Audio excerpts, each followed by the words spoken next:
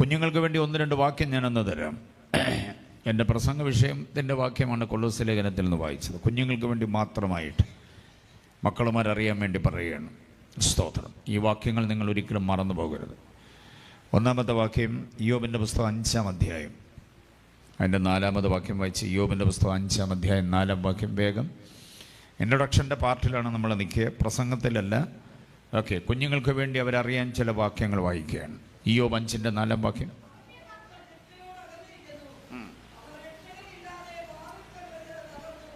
മതി.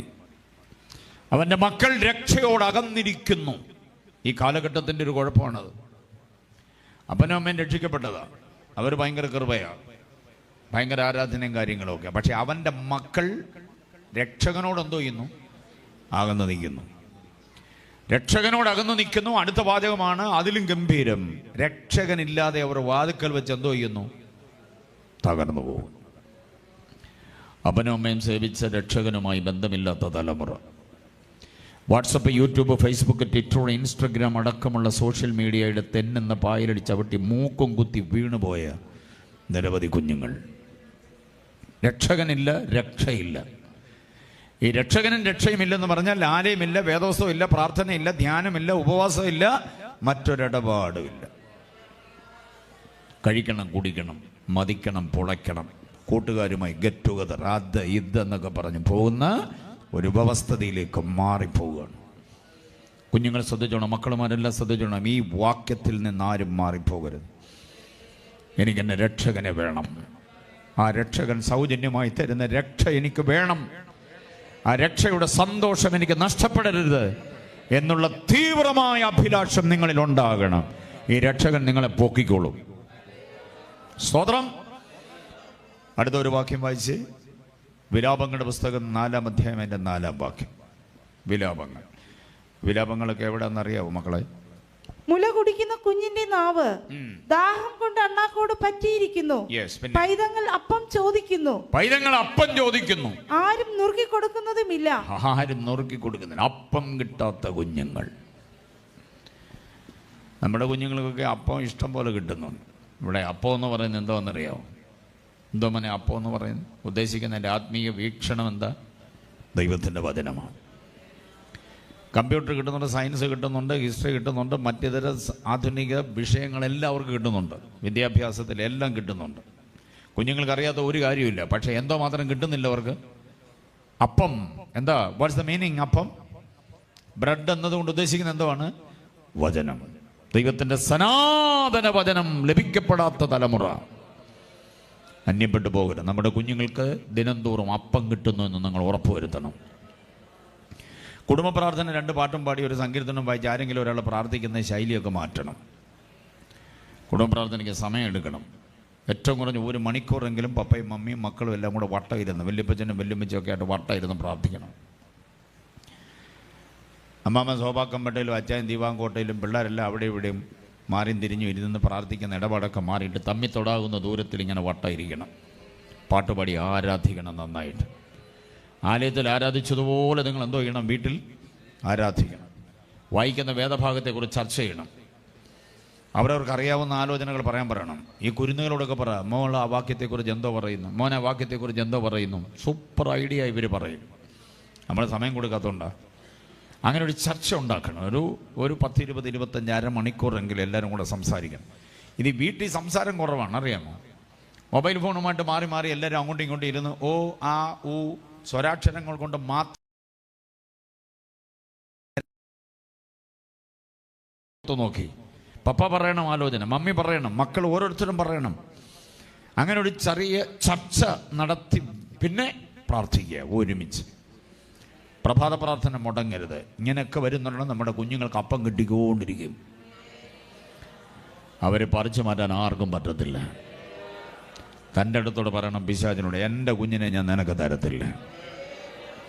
നീ എന്തെല്ലാം പണി നടത്തിയാലും എൻ്റെ കുഞ്ഞിനെ നിനക്ക് കിട്ടത്തില്ല. ഞാൻ അവനെ അപ്പം കൊടുത്താൽ വളർത്തുന്നേ. അവർ ചോദിക്കുന്നതനുസരിച്ച് കുഴിമന്തി വാങ്ങിച്ചു കൊടുക്കുന്നുണ്ടായിരിക്കും, നിങ്ങൾ അൽഫാൻ വാങ്ങിച്ചു കൊടുക്കുന്നുണ്ട്, മറ്റു തരം മോഡേൺ ഫുഡൊക്കെ വാങ്ങിച്ചു കൊടുക്കുന്നുണ്ട്. പക്ഷേ അപ്പം കൊടുത്തില്ലെങ്കിൽ നിൻ്റെ കുഞ്ഞ് നിൻ്റെ കയ്യിൽ നിന്ന് പോകും.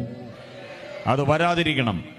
ബാംഗ്ലൂരോ പൂനെയിലോ താനെയിലോ മുംബൈയിലോ കൊൽക്കത്തയിലോ ദില്ലിയിലോ ഒക്കെ പഠിക്കാൻ പോകുന്ന കുഞ്ഞുങ്ങളെല്ലാവരും അപ്പം ഭക്ഷിച്ചിട്ട് പോകുന്നവരാണെങ്കിൽ അവർ അവിടെ ചെന്നും അപ്പം സ്വന്തമായിട്ട് ഭക്ഷിച്ചോളൂ.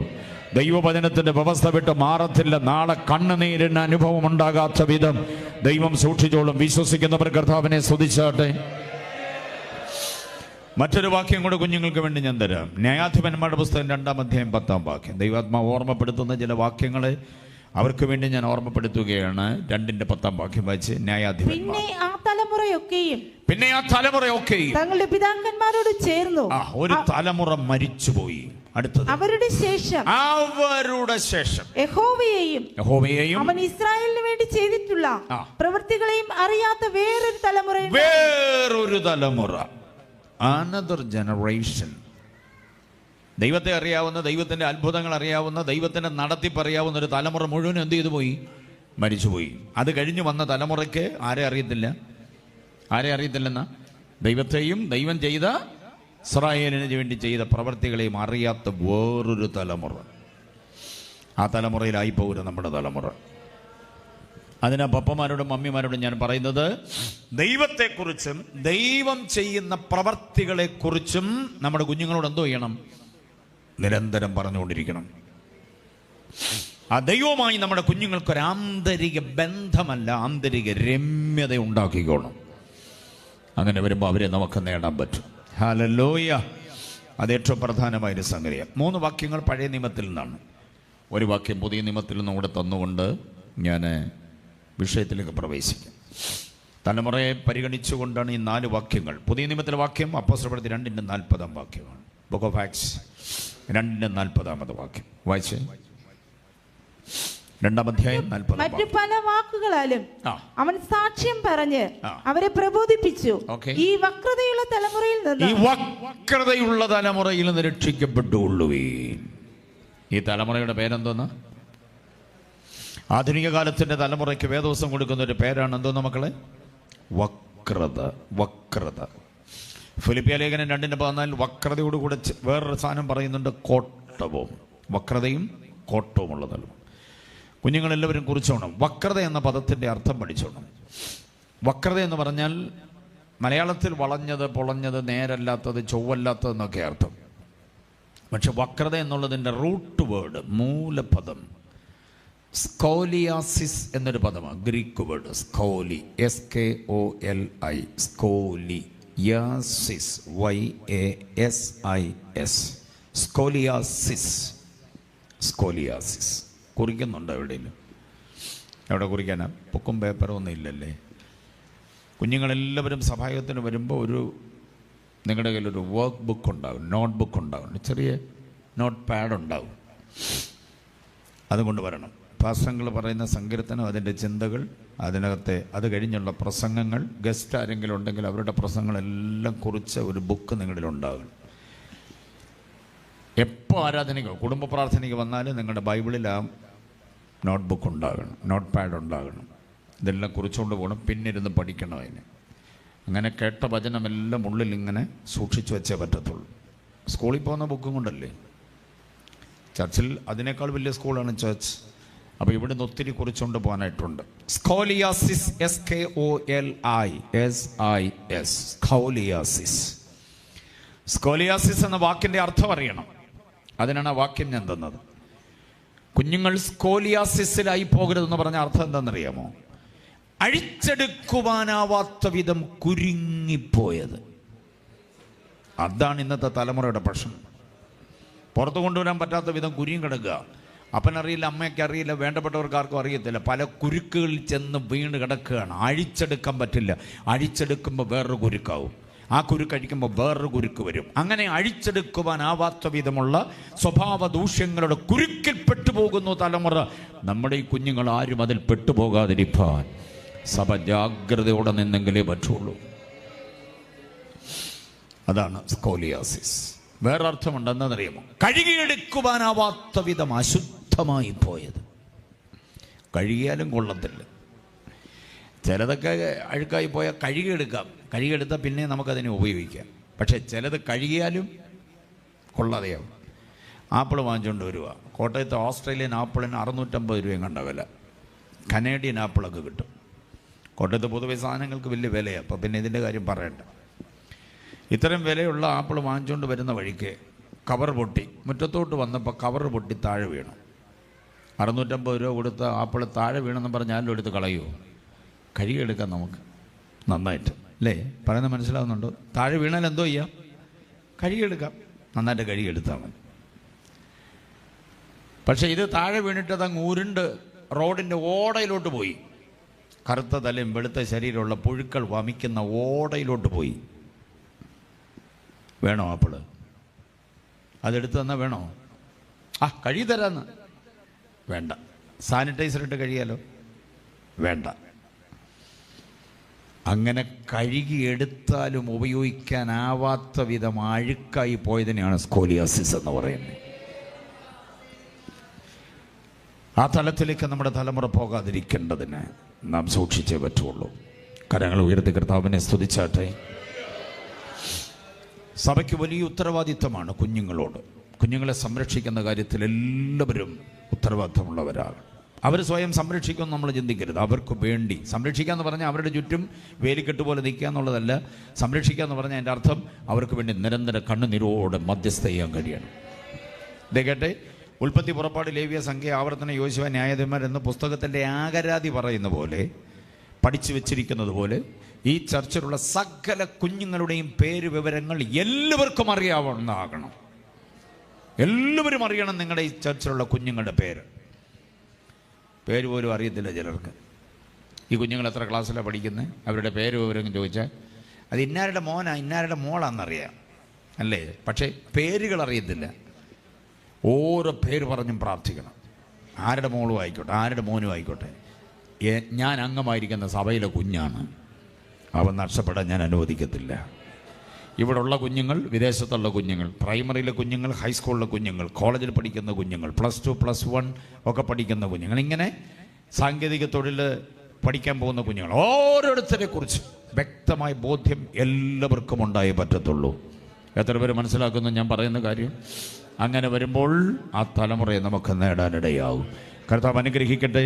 ദൈവാത്മാവ് ശക്തമായൊരു നിയോഗം കുഞ്ഞുങ്ങൾക്ക് വേണ്ടി പറയാൻ, പ്രാരംഭത്തിൽ പറയാൻ എനിക്കൊരു നിയോഗം തന്നതുകൊണ്ട് ഞാൻ പറഞ്ഞതാണ്. വാക്യങ്ങൾ നിങ്ങൾക്ക് ഉപകാരമാകും. നാളെയുടെ നിളകളിൽ നമ്മുടെ തലമുറകളെ കരുത്തോടെ നിർത്താനിടയാകും. ഒരൊറ്റ കുഞ്ഞ് വഴിമാറിയാൽ മതി, ദൈവസഭയ്ക്ക് ആക്ഷേപമായി മാറും. അത് വരാതിരിക്കണം. ഇവരുടെ ഗമനാഗമനങ്ങൾ കർത്താവ് കരുതലോടെ, നമ്മൾ വായിച്ച വാക്യം, നേരുള്ളവർക്കൊരു നന്മയും മുടക്കയില്ല. മാതാപിതാക്കളുടെ നേര് കുഞ്ഞുങ്ങളുടെ നന്മയ്ക്ക് കാരണമാകും. നമ്മുടെ തലമുറ നേര് വിട്ടു പോയാൽ അവർക്ക് ദോഷമായി മാറും. അത് വരാതിരിക്കേണ്ടതിന് ദൈവസഭ പുനരാഗമനം വരെ നിലനിന്ന് പോകേണ്ടതിന് തലമുറകളെ സമ്പാദിക്കുന്നവരായി തീരാൻ കഴിയട്ടെ. Hallelujah, praise the Lord. കൊലോസ്യ ലേഖനം 4-ാം അധ്യായം അതിൻ്റെ 12-ാമത് വാക്യത്തിലേക്ക് നമ്മൾ ഒരുമിച്ച് വരികയാണ്. ആ വാക്യവുമായി ബന്ധപ്പെട്ട ആത്മീയ ചിന്തകൾ ഒരുമിച്ച് ധ്യാനിപ്പാൻ കർത്താവ് കൃപ തരട്ടെ. ലേഖനങ്ങൾ ആകെ എത്ര എണ്ണം ഉണ്ടെന്നറിയാം മക്കളുമാർ? പറ. How many epistles in the Bible? മുന്നണി പോരാളികൾ പറഞ്ഞേ, എത്ര ലേഖനങ്ങളുണ്ട്? എന്തൊരു മൗനമാണ് നോക്കി. കീഴാറൂർ മൊത്തം മൗനമായിപ്പോയി.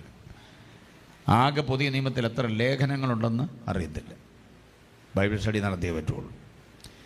ഈ പുസ്തകം ചുമക്കാൻ തുടങ്ങിയിട്ട് എത്ര കാലമായി നോക്കി, ഇതിനകത്ത് എത്ര ലേഖനങ്ങളുണ്ടെന്ന് ഇതുവരെ നമ്മൾ ആകരാതി തപ്പി താഴോട്ട് എണ്ണി തുടങ്ങി ഓരോരുത്തരും എത്രയുണ്ടെന്ന്. റോമാ ലേഖനം മുതൽ യൂദയുടെ ലേഖനം വരെ 21 ലേഖനങ്ങളാണുള്ളത്. How many?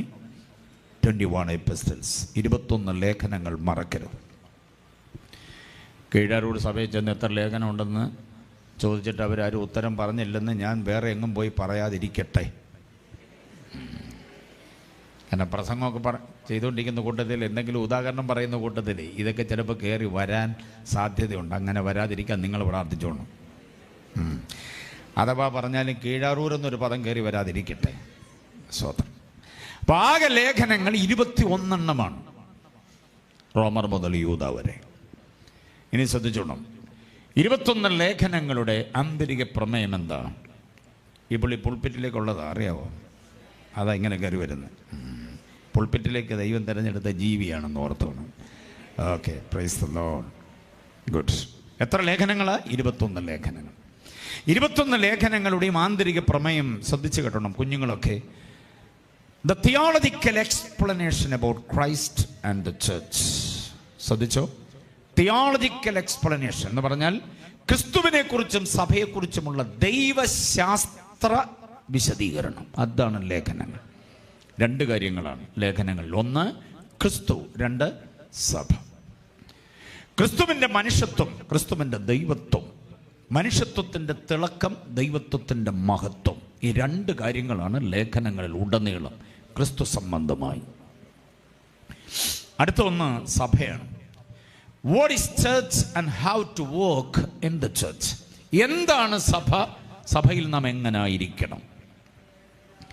സഭ എന്താണെന്നും സഭയ്ക്കകത്തായ വ്യക്തിയുടെ ജീവിത മൂല്യങ്ങൾ എന്താണെന്നും വ്യക്തമാക്കുന്നത് ലേഖനങ്ങളാണ്.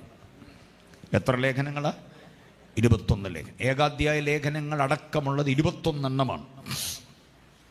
ഞാൻ പറഞ്ഞു വന്നത്, ഈ 21 ലേഖനങ്ങളുടെയും രാജാവ് എന്ന് വിളിക്കുന്നത്, the king of the epistle എന്ന് വിളിക്കുന്നത് കൊലോസ്യ ലേഖനമാണ്. 4 അധ്യായമേ ഉള്ളൂ. 16 അധ്യായമുള്ള കൊരിന്ത്യ ലേഖനവും റോമാലേഖനവും ഒക്കെ കിടപ്പുണ്ട്. 13 അധ്യായമുള്ള എബ്രായ ലേഖനവും ഒക്കെ കിടപ്പുണ്ട്. പക്ഷെ അതിനൊന്നും രാജാവാക്കിയിട്ടില്ല. രാജാവെന്ന് വിളിപ്പേര് കൊലോസ്യ ലേഖനത്തിന് മാത്രമാണ്.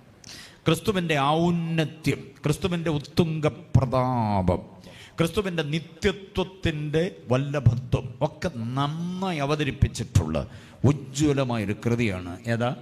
കൊലോസ്യ ലേഖനം. കുഞ്ഞുങ്ങളൊക്കെ ലേഖനങ്ങൾ നന്നായി പഠിക്കണം. സങ്കീർത്തനവും സുവിശേഷത്തിൻ്റെ കഥകളും ഉപമകൾ കൊണ്ട് മാത്രം ക്രിസ്ത്യ ജീവിതം പൂരിപ്പിക്കരുത്. ലേഖനങ്ങളെ നന്നായി ധ്യാനിക്കണം. ദേ, എന്ത് തള്ളണം നമ്മൾ, എന്ത് കൊള്ളണം, എന്ത് വേണ്ട, എന്ത് വേണം, എന്താകണം, എന്തായിക്കൂടാ, ആരോടുകൂടെ ആകാം, ആരോടുകൂടെ ആകരുത് എന്നിത്യാദി വകഭേദങ്ങൾ, വീണ്ടു വിചാരങ്ങൾ വ്യക്തമായി നമുക്ക് നൽകുന്നതാണ് 21 ലേഖനങ്ങളും. എന്താ കഴിക്കേണ്ടത്, എന്താ കുടിക്കേണ്ടത്, എങ്ങനെ പറയണം, എങ്ങനെ പറയരുത്, കണ്ടോ? എന്ത് ഉടുക്കണം, ഏത് ജാതി ഉടുക്കാൻ പാടില്ല എന്നിത്യാദി വസ്തുതകൾ വളരെ ഭംഗിയായി നമുക്ക് നൽകിത്തരുന്നു. ആത്മിക സംസ്കൃതിയുടെ വിശകലനങ്ങൾ ലേഖനങ്ങളിൽ ഉടനീളമുള്ളത് മറന്നു പോകരുത്. Praise the Lord. അപ്പോൾ കൊലോസ്യ ലേഖനം, അതിനെക്കുറിച്ച് ചില കാര്യങ്ങൾ പറയുന്നു, ശ്രദ്ധിക്കുക. എന്നിട്ട് നമുക്ക് ആ വാക്യത്തിലേക്ക് വരാം. കൊലോസ്യ ലേഖനം ലേഖനങ്ങളുടെ രാജാവാണ്. പൗലോസ് കാരാഗ്രഹത്തിൽ കിടക്കുമ്പോൾ സ്വസ്ഥമായി, സ്വൈര്യമായി, ശാന്തമായി ലഭ്യമായ സമയത്തിൽ താൻ എഴുതിയ അനുഗ്രഹിത ലേഖനം. കാരാഗ്രഹത്തിലായിരുന്നപ്പോൾ തിരക്കില്ല. ആ തിരക്കില്ലാത്ത നേരത്ത് ആവലാതിയോ വേവലാതിയോ പരിദേവനമോ പരാതിയോ പറയാതെ ക്രിസ്തുവിനെ ധ്യാനിച്ചപ്പോൾ തനിക്ക് ലഭിക്കപ്പെട്ട ധ്യാനമണ്ഡലത്തിലെ ആശയങ്ങൾ ചോർന്നു പോകാതെ നമുക്ക് വേണ്ടി നൽകി തന്നതാണ് കൊലോസ്യ ലേഖനം. ആ ലേഖനങ്ങളൊക്കെ നന്നായിട്ട് പഠിക്കണം. ഓക്കെ, ഈ ലേഖനങ്ങളിൽ 3 പ്രധാന വിഷയങ്ങളാണുള്ളത്. 3 പ്രധാന വിഷയം. 4 അധ്യായങ്ങളിലായിട്ട് എത്ര വിഷയങ്ങൾ? 3 പ്രധാന വിഷയങ്ങൾ. ആ 3 വിഷയങ്ങൾ കുറിച്ചോണം. 1, യേശുവിൻ്റെ ദൈവത്വത്തിൻ്റെ മഹത്വം, ദ ഡീറ്റി ഓഫ് ക്രൈസ്റ്റ് എന്ന് പറയും. യേശുവിൻ്റെ ദൈവത്വം. യേശു ദൈവമാണെന്ന് വിശ്വസിക്കുന്ന എത്ര പേരുണ്ട്? ഹല്ലേലൂയ. യേശു ഒരു വൈദ്യൻ മാത്രമല്ല, യേശു ഒരു സൂപ്പർ സ്പെഷ്യാലിറ്റി ഡോക്ടറാണെന്ന് മാത്രം വിശ്വസിക്കുന്നവരുണ്ട്. പക്ഷെ അതിനപ്പുറത്ത് നമ്മൾ വിശ്വസിക്കണം, യേശു മഹാദൈവമാണ്. യേശുവിൻ്റെ ദൈവത്വം, അത് ഗംഭീരമായൊരു കാര്യമാണ്. മടങ്ങി വരാൻ പോകുന്നത് മഹാദൈവമാണെന്ന കാര്യം മറന്നു പോകരുത്. സർവശക്തിയുള്ള ദൈവമാണ് ക്രിസ്തു. യേശുവിൻ്റെ ദൈവത്വം അറിയുന്നതാണ് നമ്മുടെ ആത്മീയതയുടെ അടിസ്ഥാനമെന്ന് പറയും. ഇപ്പോൾ കൊലോസ്യ ലേഖനം 1 അധ്യായം എന്ന് പറയുന്നത് യേശുവിൻ്റെ ദൈവത്വമാണ്, ദൈവത്വത്തിൻ്റെ വിശകലനമാണ്. ഞാൻ ആ ദൈവത്വ ഭാഗങ്ങളെ ഒന്ന് പറയാം. നിങ്ങൾ വാക്യങ്ങൾ നോക്കിക്കേ. കൊലോസ്യ ലേഖനം 1 അധ്യായം 12 മുതൽ 27 വരെയുള്ള വാക്യങ്ങളാണ് യേശുവിൻ്റെ ദൈവത്വത്തിൻ്റെ വിശകലനം. കൊലോസ്യ ലേഖനം 1 അധ്യായം അതിൻ്റെ 12 മുതൽ 27 വരെയുള്ള വാക്യങ്ങൾ. 12ാം വാക്യത്തിൽ ക്രിസ്തു ആരാന്നറിയാമോ? വെളിച്ചത്തിൻ്റെ അവകാശം നൽകിയ ക്രിസ്തു. നമ്മൾ മുമ്പ് എവിടെ ആയിരുന്നു? ഇരുട്ടിലായിരുന്നു. ഇപ്പം നമ്മൾ എവിടെ കൊണ്ടുവന്നു? വെളിച്ചം. ആ വെളിച്ചത്തിൻ്റെ അവകാശം നൽകിയ ക്രിസ്തുവിനെ 12ാം വാക്യം പറയുക. 13ാം വാക്യം പറയുന്ന സ്നേഹസ്വരൂപനായ ക്രിസ്തു, രാജാവായ ക്രിസ്തു, തൻ്റെ രാജ്യത്തിൽ നമ്മെ ആക്കി. രാജാവാണ് ക്രിസ്തു, രാജ്യമുള്ളവനാണ്. 14ാം വാക്യത്തിൽ പറയുന്നത് നമ്മുടെ വീണ്ടെടുപ്പുകാരനായ ക്രിസ്തു. കർത്താവ് നമ്മളെ എന്തോ ഇതെന്ന വീണ്ടെടുത്തു. 5 നയപ്പൈസയുടെ ചെലവില്ല, ദേഹദണ്ഡന പ്രക്രിയയില്ല, കുന്ന് കയറിയില്ല, മല ഇറങ്ങിയില്ല, പുഴ താണ്ടിയില്ല, പദയാത്രയോ തീർത്ഥയാത്രയോ ചെയ്തില്ല, യാഗയോഗ കർമ്മകാണ്ഡങ്ങളൊന്നും ചെയ്തില്ല. നമ്മെ സൗജന്യമായി വീണ്ടെടുത്തു കർത്താവ്. സ്തോത്രം ചെയ്താട്ടെ, സ്തോത്രം ചെയ്താട്ടെ. തൻ്റെ രക്തം കൊണ്ട് നമ്മെ സൗജന്യമായി വീണ്ടെടുത്തു കർത്താവ്. ഹല്ലേലൂയ. നമ്മൾ ഇന്ന് അനുഭവിക്കുന്ന ഇത്ര വലിയ രക്ഷ നമുക്ക് ദാനമായി തരേണ്ടതിന് കർത്താവ് തൻ്റെ ദേഹത്തെ നമുക്കായി യാഗമാക്കി.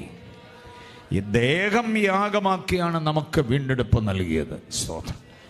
അതുകൊണ്ട് തന്നെ എപ്പോഴും വീണ്ടെടുപ്പ് നമുക്ക് നൽകി. വീണ്ടെടുക്കപ്പെട്ട കൂട്ടമേ, ആ പാട്ട് പാടിയതിൽ എനിക്ക് വളരെ സന്തോഷമുണ്ട്. ആ പാട്ടൊക്കെ കാലഹരണപ്പെട്ടു പോയ പാട്ടമാണ്. അതൊന്നും ഇപ്പോൾ ആരും പാടാറില്ല. വേറെ പുതിയ പുതിയ പാട്ടുകളൊക്കെ പാടുന്ന തിരക്കിനിടയിൽ ഈ പെന്തക്കോസ്തിൻ്റെ തനിമയാർന്ന പാട്ടുകളൊക്കെ നഷ്ടപ്പെട്ടു പോയിട്ടുണ്ട്. പക്ഷേ കൊയറിനോട് എൻ്റെ ഒരു നിർദ്ദേശം ഞാൻ പറയാം. പറഞ്ഞു വന്ന കൂട്ടത്തിൽ എല്ലാ ആരാധനയ്ക്കും എത്ര ആവേശമുള്ള പാട്ടുകൾ നിങ്ങൾ പാടിയാലും ഏറ്റവും ഒടുവിൽ ക്രൂശിനെ ധ്യാനിക്കുന്ന വരികൾ പാടണം. ബാക്കിയുള്ള പാട്ടുകളൊക്കെ പാടുമ്പോൾ നമ്മൾ ഭയങ്കര ആവേശത്തോടെ നൃത്തച്ചുവടുകളോടെ കൈയടിച്ച് ഭയങ്കര ആരാധനയൊക്കെ ആവും. പക്ഷേ അടിക്കുന്ന കൈ നെഞ്ചോട് ചേർത്ത് വെച്ച് കണ്ണുകളേറി അടച്ച് ഗത്സമനെയും ഗബ്ബഥയും ഗോൽഗോഥയും ധ്യാനിച്ച് അനുഭവിച്ച സഹനത്യാഗങ്ങളുടെ വ്യഥകളുടെ ആഴം ധ്യാനിക്കുമ്പോൾ നമ്മുടെ അഹന്ത ഒടുങ്ങിയിട്ട് നമ്മുടെ കണ്ണ് നിറഞ്ഞ കവിൾത്തടങ്ങളിലൂടെ ഒഴുകണം. ഒരു ദിവസം പോലും ആരാധനയിൽ കണ്ണ് നനയാതെ നിങ്ങൾ ആരാധന നിർത്തരുത്. അതുകൊണ്ട് പാടുന്ന കുഞ്ഞുങ്ങളോട് ഞാൻ പറയാം, നിങ്ങൾ ഏത് പാട്ട് പാടിയാലും ക്രൂശിനെ ധ്യാനിക്കുന്ന ഒരു പാട്ടോടുകൂടെ മാത്രമേ ആരാധന അവസാനിപ്പിക്കാവൂ. ആരാധന നടത്താൻ ആക്കി വെച്ചിരിക്കുന്ന കൊയറിൻ്റെ കയ്യിൽ നിന്ന് പ്രധാന ശുശ്രൂഷകൻ്റെ കയ്യിലേക്ക് ശുശ്രൂഷ കൈമാറുന്നതിന് മുൻപ് നമ്മെല്ലാവരും ക്രൂശിൻ്റെ ചുവട്ടിലാകണം. ക്രൂശിനെ ധ്യാനിക്കണം. കർത്താവ് അനുഭവിച്ച വ്യഥകളെ സ്മരിക്കണം. തല തല്ലി പൊളിച്ചു കർത്താവിൻ്റെ, പുറമടിച്ചുഴവിചാല് പോലെ കയറി, മുഖത്ത് അവർ മുഷ്ടി ചുരുട്ടി കുത്തി, കാർക്കിച്ച് തുപ്പി, ഒത്തിരി ഒത്തിരി യാതനകളുണ്ട്. ആ സഹനത്യാഗങ്ങളെക്കുറിച്ച് പാടുന്ന എത്ര പാട്ടുകളുണ്ടെന്നറിയാമോ? ആ പാട്ടുകളിൽ ഏതെങ്കിലും ചില വരികളൊന്ന് പാടി എല്ലാവരും കർത്താവിനെ, ക്രൂശിനെയും ആ വീണ്ടെടുപ്പിൻ്റെ പദ്ധതിയും ധ്യാനിക്കുമ്പോഴാണ് ആരാധന ഒന്നുകൂടെ കളറായി മാറുന്നത്. സ്തോത്രം, സ്തോത്രം, സ്തോത്രം. അപ്പൊ 14-ാം വാക്യം വീണ്ടെടുപ്പുകാരനായ ക്രിസ്തു. 15-ാം വാക്യം ദൈവത്തിൻ്റെ പ്രതിമയായ ക്രിസ്തു എന്ന് പറഞ്ഞാൽ the exact image of God. ദൈവം എന്താണോ അത് തന്നെയാണ് ക്രിസ്തു. ദൈവ സർവശക്തന, സർവജ്ഞാനിയ, സർവവ്യാപിയ, സർവാധികാരിയ, നിത്യന, മാറ്റമില്ലാത്തവൻ, അത്യുന്നതന, സൽഗുണ സമ്പൂർണന, മഹോന്നതന, മഹത്വ സിംഹാസനസ്ഥന. ഈ ക്വാളിറ്റി എല്ലാം ആരിൽ നമ്മൾ കാണുന്നു? യേശുവിൽ. അതുകൊണ്ട് ദ ഇമേജ് എന്ന് പറയുക, ദൈവത്തിൻ്റെ പ്രതിമ എന്നൊക്കെ പറഞ്ഞു. പ്രതിമ എന്ന് പറഞ്ഞാൽ മനുഷ്യൻ കല്ലുകൊണ്ടോ മണ്ണുകൊണ്ടോ ചെളി കൊണ്ടോ ഉണ്ടാക്കിയതെന്നർത്ഥമല്ല. ദ ഇമേജ് എന്നതുകൊണ്ട് ഉദ്ദേശിക്കുക ദൈവം എന്താണോ അത് തന്നെയാണ് ക്രിസ്തു എന്ന് പറയുക. 16-ാം വാക്യം സൃഷ്ടിതാവായ ക്രിസ്തു. ഉളവായതെല്ലാം അവനെ കൂടാതെ ഉളവായതല്ലെന്ന് യോഹന്നാൻ പറയുന്നത് പോലെ അവൻ നിമിത്തം, അവന് വേണ്ടി, അവനാൽ ഉളവായതാണ് എല്ലാം. 17-ാം വാക്യം കുഞ്ഞുങ്ങളെല്ലാം അടിവരയിട്ട് പഠിക്കണം. നിങ്ങളുടെ പ്രാർത്ഥനയാകണം 17-ാമത് വാക്യം. 17-ാം വാക്യം ഇങ്ങനെ പറയുന്നുണ്ട്, സർവത്തിനും മീതെയുള്ള, അല്ല, സർവത്തിനും മുൻപേ ഉള്ള ക്രിസ്തു. അതല്ലേ 17-ാം വാക്യം? സർവത്തിനും എന്ന് പറഞ്ഞാൽ നിത്യനായ ക്രിസ്തു, നിത്യനായ ക്രിസ്തു. നിങ്ങൾ അടിവരയിടണമെന്ന് ഞാൻ പറഞ്ഞത് ആ 17-ാം വാക്യത്തിൻ്റെ അടുത്ത ഭാഗമുണ്ട്, സർവത്തിനും ആധാരമായ ക്രിസ്തു. കണ്ടോ? മമ്മിമാരൊക്കെ പ്രാർത്ഥിക്കുമ്പോൾ ഓർത്തോണം, കൊലോസ്യർ 1:17. പപ്പമാരൊക്കെ പ്രാർത്ഥിക്കുമ്പോൾ, കുഞ്ഞുങ്ങൾക്ക് വേണ്ടി പ്രാർത്ഥിക്കുമ്പോൾ ഓർക്കേണ്ട ഒരു വാക്യമാണ്, കർത്താവേ അങ്ങ് സർവത്തിനും ആധാരമാണ്. അങ്ങ് സർവത്തിനും ആധാരമായതുകൊണ്ട് എനിക്ക് ഉദരമലമായി തന്ന എൻ്റെ കുഞ്ഞുങ്ങളുടെ ഭാവിയുടെ ആധാരം അങ്ങയുടെ കയ്യിലാണ്. എൻ്റെ കുഞ്ഞുങ്ങളുടെ ഭാവി അങ്ങയുടെ കൈകളിലാണ്. മക്കളുമാരെ ശ്രദ്ധിച്ചോണം, നിങ്ങളുടെ ഭാവിയുടെ ആധാരം ആരുടെ കയ്യിലാണ്? കർത്താവിൻ്റെ കയ്യിലാണ്. പഠനം കഴിഞ്ഞിട്ട് പിന്നെ എങ്ങോട്ട് പോകണമെന്നുള്ളതിനെക്കുറിച്ച് ആശങ്കയൊന്നും വേണ്ട. കർത്താവിൻ്റെ കരത്തെ മുറുകെ പിടിച്ചാൽ മതി. ആധാരം കയ്യിലുള്ളവൻ നിന്നെ പൊക്കിക്കോളും. ആധാരം കയ്യിലുള്ളവൻ നിന്നെ അനുഗ്രഹിച്ചോളും. വിശ്വസിക്കുന്ന കുഞ്ഞുങ്ങൾ ദൈവത്തെ സ്തുതിച്ച്, ആധാരം കയ്യിലുള്ള കർത്താവ് എങ്ങുമിങ്ങും അലഞ്ഞു പോകത്തില്ല, വലഞ്ഞു പോകത്തില്ല, അന്യാധീനപ്പെട്ടു പോകത്തില്ല, എങ്ങും എത്താതെ നീ വഴിയിലായി പോകത്തില്ലെന്ന് ആധാരം കയ്യിലുള്ളവൻ. യെസ്, ഹല്ലേലൂയ, ആമേൻ. ആ 17-ാം വാക്യം ഒരിക്കലും മറക്കരുത്. കർത്താവ്, എൻ്റെ ആധാരം അങ്ങയുടെ കയ്യിലാണ്. എൻ്റെ വിദ്യാഭ്യാസത്തിൻ്റെ ആധാരം, എൻ്റെ ഭാവിയുടെ ആധാരം. എനിക്കൊരു വിദേശ യാത്ര വേണം. എൻ്റെ വീടിൻ്റെ സ്ഥിതി ഞാൻ മാറ്റണം. എൻ്റെ പപ്പയോട് ഇനി ജോലി ചെയ്യേണ്ട, വീട്ടിൽ ഇരിക്കാൻ എനിക്ക് പറയണം. മമ്മി ഇനി തൊഴിലുറപ്പിനൊന്നും പോകണ്ട, വീട്ടിലിരിക്കെ സന്തോഷത്തോടെ ഞാനേറ്റു വീട്ടിലെ കാര്യം എന്ന് പറയണം. മോളെ, ഒരു ദിവസം നീ അതിൻ്റെ ആധാരം കർത്താവിൻ്റെ കയ്യിലാണ്. എന്നും പപ്പയുടെ പോക്കറ്റിൽ നിന്ന് അനുഭവിക്കാൻ നീ നിൽക്കരുത്. പപ്പായ്ക്ക് തിരിച്ചു കൊടുക്കണം. ഇതുവരെ നിന്നെ വളർത്തി വലുതാക്കി ഇത്രയും വണ്ണത്തിലും പൊണ്ണത്തിലും കൊണ്ടുവന്ന് നിന്റെ അപ്പനും അമ്മയും നെറ്റിത്തടം വിയർപ്പാക്കി അവരധ്വാനിച്ചതാണ്. നിന്നെ ഊട്ടിയതും ഉടുപ്പിച്ചതും ഉറക്കിയതുമെല്ലാം അത് നീ മടക്കി കൊടുത്തേ പറ്റുള്ളൂ. മടക്കി കൊടുക്കണമെങ്കിൽ ആധാരം കയ്യിലുള്ളവനുമായി നീ ബന്ധമാകണം. ആധാരം കയ്യിലുള്ളവനെ മുറുകെ പിടിച്ചോണം. അവനുമായിട്ട് ഒരുമിച്ച് ചേർന്ന് നിന്നാൽ കർത്താവ് നിന്നെ ഉയർത്തും. പപ്പയുടെ കൈ കാശുണ്ട്, മമ്മിയുടെ കൈ കാശുണ്ട്, അങ്കിള് സഹായിച്ചോളൂ, ആൻറ്റി സഹായിച്ചോളൂ എന്നൊന്നും പറഞ്ഞ് നിൽക്കരുത്. ആധാരം കയ്യിലുള്ളവനുമായി കൂട്ടായ്മ കൂടിക്കണം. എനിക്ക് ആ വാക്യം ഭയങ്കര ഇഷ്ടമാണ്. ആധാരം സർവത്തിൻ്റെയും. അങ്ങനെയാണെങ്കിൽ എല്ലാവരും ശ്രദ്ധിച്ചോണം. പിതാക്കന്മാർ മാതാക്കളൊക്കെ ശ്രദ്ധിച്ചോണം. നിങ്ങളുടെ ആയുസിൻ്റെ ആധാരം ഡോക്ടറുടെ കയ്യിലല്ല, കർത്താവിൻ്റെ കയ്യിലാണ്. നിങ്ങളുടെ കിഡ്നിയുടെ, ഹാർട്ടിൻ്റെ, മനസ്സിലാകുന്നുണ്ടോ? സഹോദരിമാർ ശ്രദ്ധിക്ക്. യൂട്രസിൽ ഫൈബ്രോയിഡ് എന്ന് കേൾക്കുമ്പോഴേ ബോധം കെട്ടു പോകരുത്. യൂട്രസിൻ്റെ, കിഡ്നിയുടെ, നമ്മുടെ കരളിൻ്റെ എല്ലാം ആധാരം കർത്താവിൻ്റെ കയ്യിലാണ്. നിംസിലും കിംസിലും മിംസിലും കോസ്മോപോളിറ്റനിലും മെഡിക്കൽ കോളേജിലും ആസ്ട്ര മെഡിസിറ്റിയിലും ഒന്നുമല്ല, അമൃതായിലും അവിടെ ലേക്ക് ഷോറിലും ഒന്നുമല്ല നമ്മുടെ ആധാരം. ആയുസിൻ്റെ അവയവ വ്യവസ്ഥിതിയുടെ, നിന്റെ ജീവിതത്തിൻ്റെ സമസ്ത ആരോഗ്യത്തിൻ്റെയും ആധാരം കർത്താവിൻ്റെ കയ്യിലാണ്. നാം കഴിക്കേണ്ട ആഹാരത്തിൻ്റെ ആധാരം കർത്താവിൻ്റെ കയ്യിൽ. ഇന്ന് പകൽ ആശങ്കകൾ മാറട്ടെ, ഉത്കണ്ഠകൾ മാറട്ടെ, ഭയം മാറിപ്പോകട്ടെ, ആകുലതകൾ മാറിപ്പോകട്ടെ, എനിക്കിങ്ങനെ വന്നു ഭവിച്ചല്ലോ എന്ന വേദന മാറിപ്പോകട്ടെ. എൻ്റെ ആരോഗ്യം, എൻ്റെ ആഹാരം, എൻ്റെ ആയുസ്, എൻ്റെ ബലഹീനതകളെല്ലാം മാറ്റിത്തരാൻ കഴിയുന്നവൻ എൻ്റെ ആധാരം കയ്യിൽ സൂക്ഷിച്ചിരിക്കുന്നു. വിശ്വസിക്കുന്നവർ കർത്താവിനെ ആരാധിക്ക്. ഇന്ന് പകലൊരു വലിയ ആത്മസന്തോഷത്തിലേക്ക്, ഒരു വലിയ ദൈവകൃപയുടെ ആരോഗ്യത്തിലേക്ക് വരണം.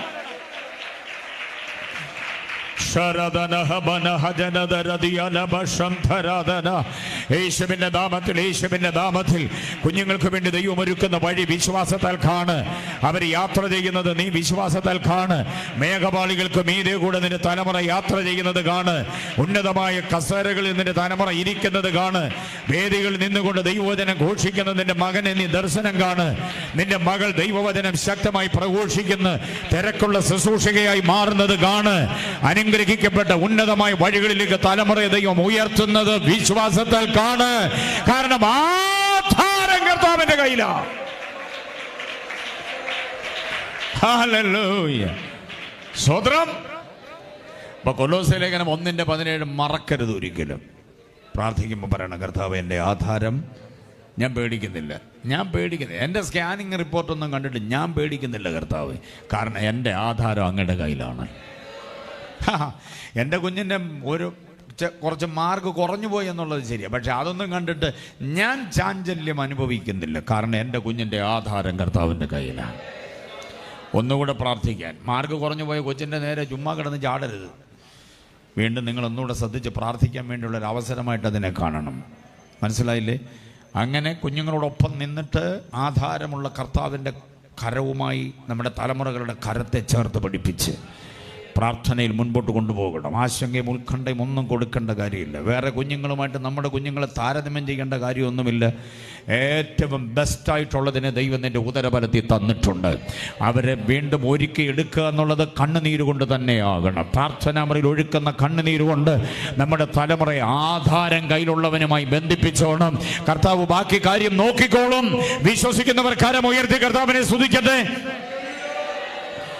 കൊലോസ്യ ലേഖനം 1:17 ആധാരം കയ്യിലുള്ള കർത്താവിനെ നാം കാണുന്നത്. 18-ാം വാക്യം സഭയുടെ തലയായ ക്രിസ്തുവാണ്. 19-ാം വാക്യം എന്ന് പറയുന്നത് ദൈവത്തിൻ്റെ സർവ്വസമ്പൂർണ്ണതയും ക്രിസ്തുവിൽ ദേഹരൂപമായി വസിക്കുന്നു എന്ന് കാണുന്നു. 20-ാം വാക്യം ക്രൂശിൽ ചൊരിഞ്ഞ രക്തം കൊണ്ട് സമാധാനം തന്ന ക്രിസ്തു. അങ്ങനെ ഓരോ വാക്യത്തിലും ക്രിസ്തുവിൻ്റെ മഹത്വമാണ് നമുക്ക് ദൈവത്വമാണ് കാണുക. 21, 22 വാക്യത്തിൽ പറയുന്നത് നമ്മെ ദൈവത്തോട് നിരപ്പിച്ച ക്രിസ്തുവാണ്. കണ്ടോ? 27 വാക്യത്തിൽ പറയുന്നത് ഈ ക്രിസ്തു മഹത്വത്തിൻ്റെ പ്രത്യാശയായ ക്രിസ്തുവാണ്. ആ 27 വാക്യത്തിൽ വേറൊരു കാര്യം പറയുന്നുണ്ട്, ആ ക്രിസ്തു നമ്മുടെ അകത്ത് വസിക്കുന്നു. എത്ര പേർക്ക് ഉറപ്പുണ്ട് ക്രിസ്തു എൻ്റെ ഉള്ളിൽ വസിക്കുന്നു എന്നുള്ളത്? ക്രിസ്തുവിന് വസിക്കാൻ പറ്റിയ ആലയമാണ് ഞാൻ. ക്രിസ്തുവിന് വസിക്കാൻ പറ്റിയ മന്ദിരമാണ് ഞാൻ. എൻ്റെ ശരീരം ക്രിസ്തുവിന് വസിക്കേണ്ടതാണ്. യൂത്ത്സിനോട് പിന്നെയും ഞാൻ ചലഞ്ച് ചെയ്യുകയാണ്. മക്കളുമാരെല്ലാവരും ശ്രദ്ധിച്ചോണം. നിങ്ങളുടെ ഓരോ പ്രായം കഴിഞ്ഞ് കയറി വരുമ്പോൾ ശ്രദ്ധിക്കേണ്ട ഒരു കാര്യം, എൻ്റെ ശരീരം ദൈവത്തിൻ്റെ മന്ദിരമാണ്. മനസ്സിലായോ? നമ്മുടെ തലമുറയ്ക്ക് മക്കളുമാർ കേട്ടെ, ശരീരാവബോധം എന്ന് പറഞ്ഞാൽ എന്താ അറിയോ? എൻ്റെ ശരീരം ക്രിസ്തുവിനും വസിക്കാനുള്ളതാണ്. ഇത് വേറെ ഒരുത്തിനും തൊടാനുള്ളതല്ല, വേറെ ഒരുത്തിക്കും കൈകാര്യം ചെയ്യാനുള്ളതല്ല. എൻ്റെ ശരീരം ക്രിസ്തുവിൻ്റെ മന്ദിരമാണ്. ആവശ്യമില്ലാതെ മുട്ടാനും തട്ടാനും ഉരുമാനും ഒരയാനും, ആവശ്യമില്ലാത്തത് കഴിക്കാനും കുടിക്കാനും, ആവശ്യമില്ലാത്തൊക്കെ വാരി ഉടുത്തോണ്ട് ഷൈൻ ചെയ്യാനും എന്നുള്ളതല്ല എൻ്റെ ശരീരം. ഇത് മന്ദിരമാണ്, ആലയമാണ്. ആലയത്തിൻ്റെ പവിത്രത, പരിപാവനത, അനന്യത, നീതി, വിശുദ്ധി, വിശ്വസ്തത ആദിയായത് എൻ്റെ ശരീരത്തിൽ എനിക്ക് സൂക്ഷിച്ചേ പറ്റുള്ളൂ എന്ന് പറയണം. ജഡമുതിർത്ത് വിടുന്ന പാപരാഗങ്ങളുടെ, വിചാരവികാര വിക്ഷോഭങ്ങളുടെ, ആവേഗ നിയോഗങ്ങളുടെ, ആസക്തികളുടെ, തൃഷ്ണകളുടെ ഒന്നും മുമ്പിൽ നിന്റെ ശരീരത്തെ നീ പണയപ്പെടുത്തരുത്. സൂക്ഷിച്ചോണം കൺമണി പോലെ. കാരണം ഈ ശരീരത്തിലാണ് ക്രിസ്തു വസിക്കേണ്ടത്. കമ്പി, കട്ട, കല്ല്, സിമന്റ്, പെയിന്റ്, തടിയൊക്കെ കൊണ്ട് ഉയർത്തിയ ഏതെങ്കിലും ആലയത്തിനകത്ത് ആൾത്താരയിലോ കുരിശേന്തി നിൽക്കുന്ന മദ്ബഹയ്ക്കകത്തോ ഒന്നുമല്ല ക്രിസ്തു വസിക്കുക. ക്രിസ്തു വസിക്കുന്നത് നമ്മുടെ ശരീരത്തിലാണ്. അതുകൊണ്ട് ഈ ശരീരത്തെ രാത്രിയിലും പകലിലും കാത്തോണം. ഹല്ലേലൂയ. ശരീരത്തെ വിശുദ്ധമായി കാക്കുമ്പോൾ ഇടപാടുകളെല്ലാം സുതാര്യമാവും. മൊബൈൽ ഫോൺ അടക്കം മാനസാന്തരപ്പെടും. കാരണം എൻ്റെ ശരീരം ദൈവത്തിൻ്റെ മന്ദിരം. ദൈവത്തിൻ്റെ ശരീരം എന്ന ഈ മന്ദിരത്തിൽ അതിന് യോഗ്യമല്ലാത്ത ഒന്നും എനിക്ക് പറ്റില്ല എന്ന വിലപ്പെട്ട ആലോചനയിലേക്ക് നമ്മൾ വരും. സ്തോത്രം. നമുക്കിപ്പോൾ പറ്റുന്ന കുഴപ്പം എന്താണെന്നറിയോ? പാട്ട്, പ്രാർത്ഥന, പ്രൈസ് ആൻഡ് വർഷിപ്പിൻ്റെ നേരത്ത് നമ്മളെപ്പോലെ ഭക്തർ വേറെ ആരുമില്ല. ഇപ്പം കർത്താവ് ആരെങ്കിലും സ്വർഗത്തിലോട്ട് കൊണ്ടുവന്നിട്ട് ഈ പുള്ളിയാണെന്ന് തോന്നിപ്പോകും. ആരാധനയും പാട്ടും കയ്യടിയും ഒക്കെ കണ്ടു കഴിഞ്ഞാൽ. ഇത് കഴിഞ്ഞിട്ട് പിന്നെ ചാറ്റിങ്ങും ചീറ്റിങ്ങുമായിട്ടൊക്കെ ഇടവഴിയിലൂടെ പോകുമ്പം വാട്സപ്പിൽ ആരുമായിട്ടാണ് ഇടപെടുക, യൂട്യൂബിൽ എന്തോ കാണുക, തോണ്ടി തോണ്ടി തോണ്ടി തോണ്ടി തോണ്ടി അങ്ങിരിക്കുകയാണ്. ആവശ്യമില്ലാത്ത സകല ഇടപാടിലും വേടത്തില്ല ദൈവം നിന്നെ. ആലയത്തിനകത്ത് പ്രകടനം കാണിക്കുകയും അവസരം അനുകൂലമായി ഒത്തുകിട്ടിയ മുറിക്കകത്ത് നിനക്ക് ഇഷ്ടമുള്ളതുപോലെ മനസ്സും മനസാക്ഷിയും ശരീരവും ഉപയോഗിച്ചാൽ ഈ മന്ദിരത്തെ നീ നശിപ്പിക്കുക, ദൈവം നിന്നെ നശിപ്പിക്കും. അത് വരാതിരിക്കേണ്ടതിന് പവിത്രമായി കാത്തോണം. എന്നെ പേടിപ്പിക്കുന്ന വാക്യം, മഹത്വത്തിൻ്റെ പ്രത്യാശയായ ക്രിസ്തു എവിടെ വസിക്കുന്നു? നമ്മിൽ. 27 വാക്യം മറന്നു പോകുന്നത്. അപ്പോൾ ഇതാണ് കൊലോസ്യ ലേഖനം. കൊലോസ്യ ലേഖനം 1-ാം അധ്യായം ക്രിസ്തുവിൻ്റെ ദൈവത്വത്തിൻ്റെ മഹത്വപൂർണമായ ചിന്തയാണ്. 2-ാം അധ്യായം നോക്കിക്കേ.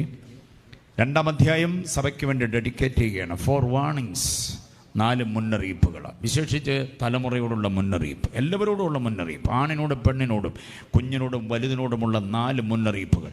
പുതിയ നിയമത്തിൽ വേറെ ഒരു അധ്യായവുമായിട്ട് സമരസപ്പെടുത്തുവാൻ, സമാനം പറയാൻ പറ്റാത്ത വിധം, സമാനതകളില്ലാത്ത വിധം ഉജ്ജ്വലമായി നിലകൊള്ളുന്ന ഒരു അധ്യായമാണ് കൊലോസ്യ ലേഖനം 2-ാം അധ്യായം.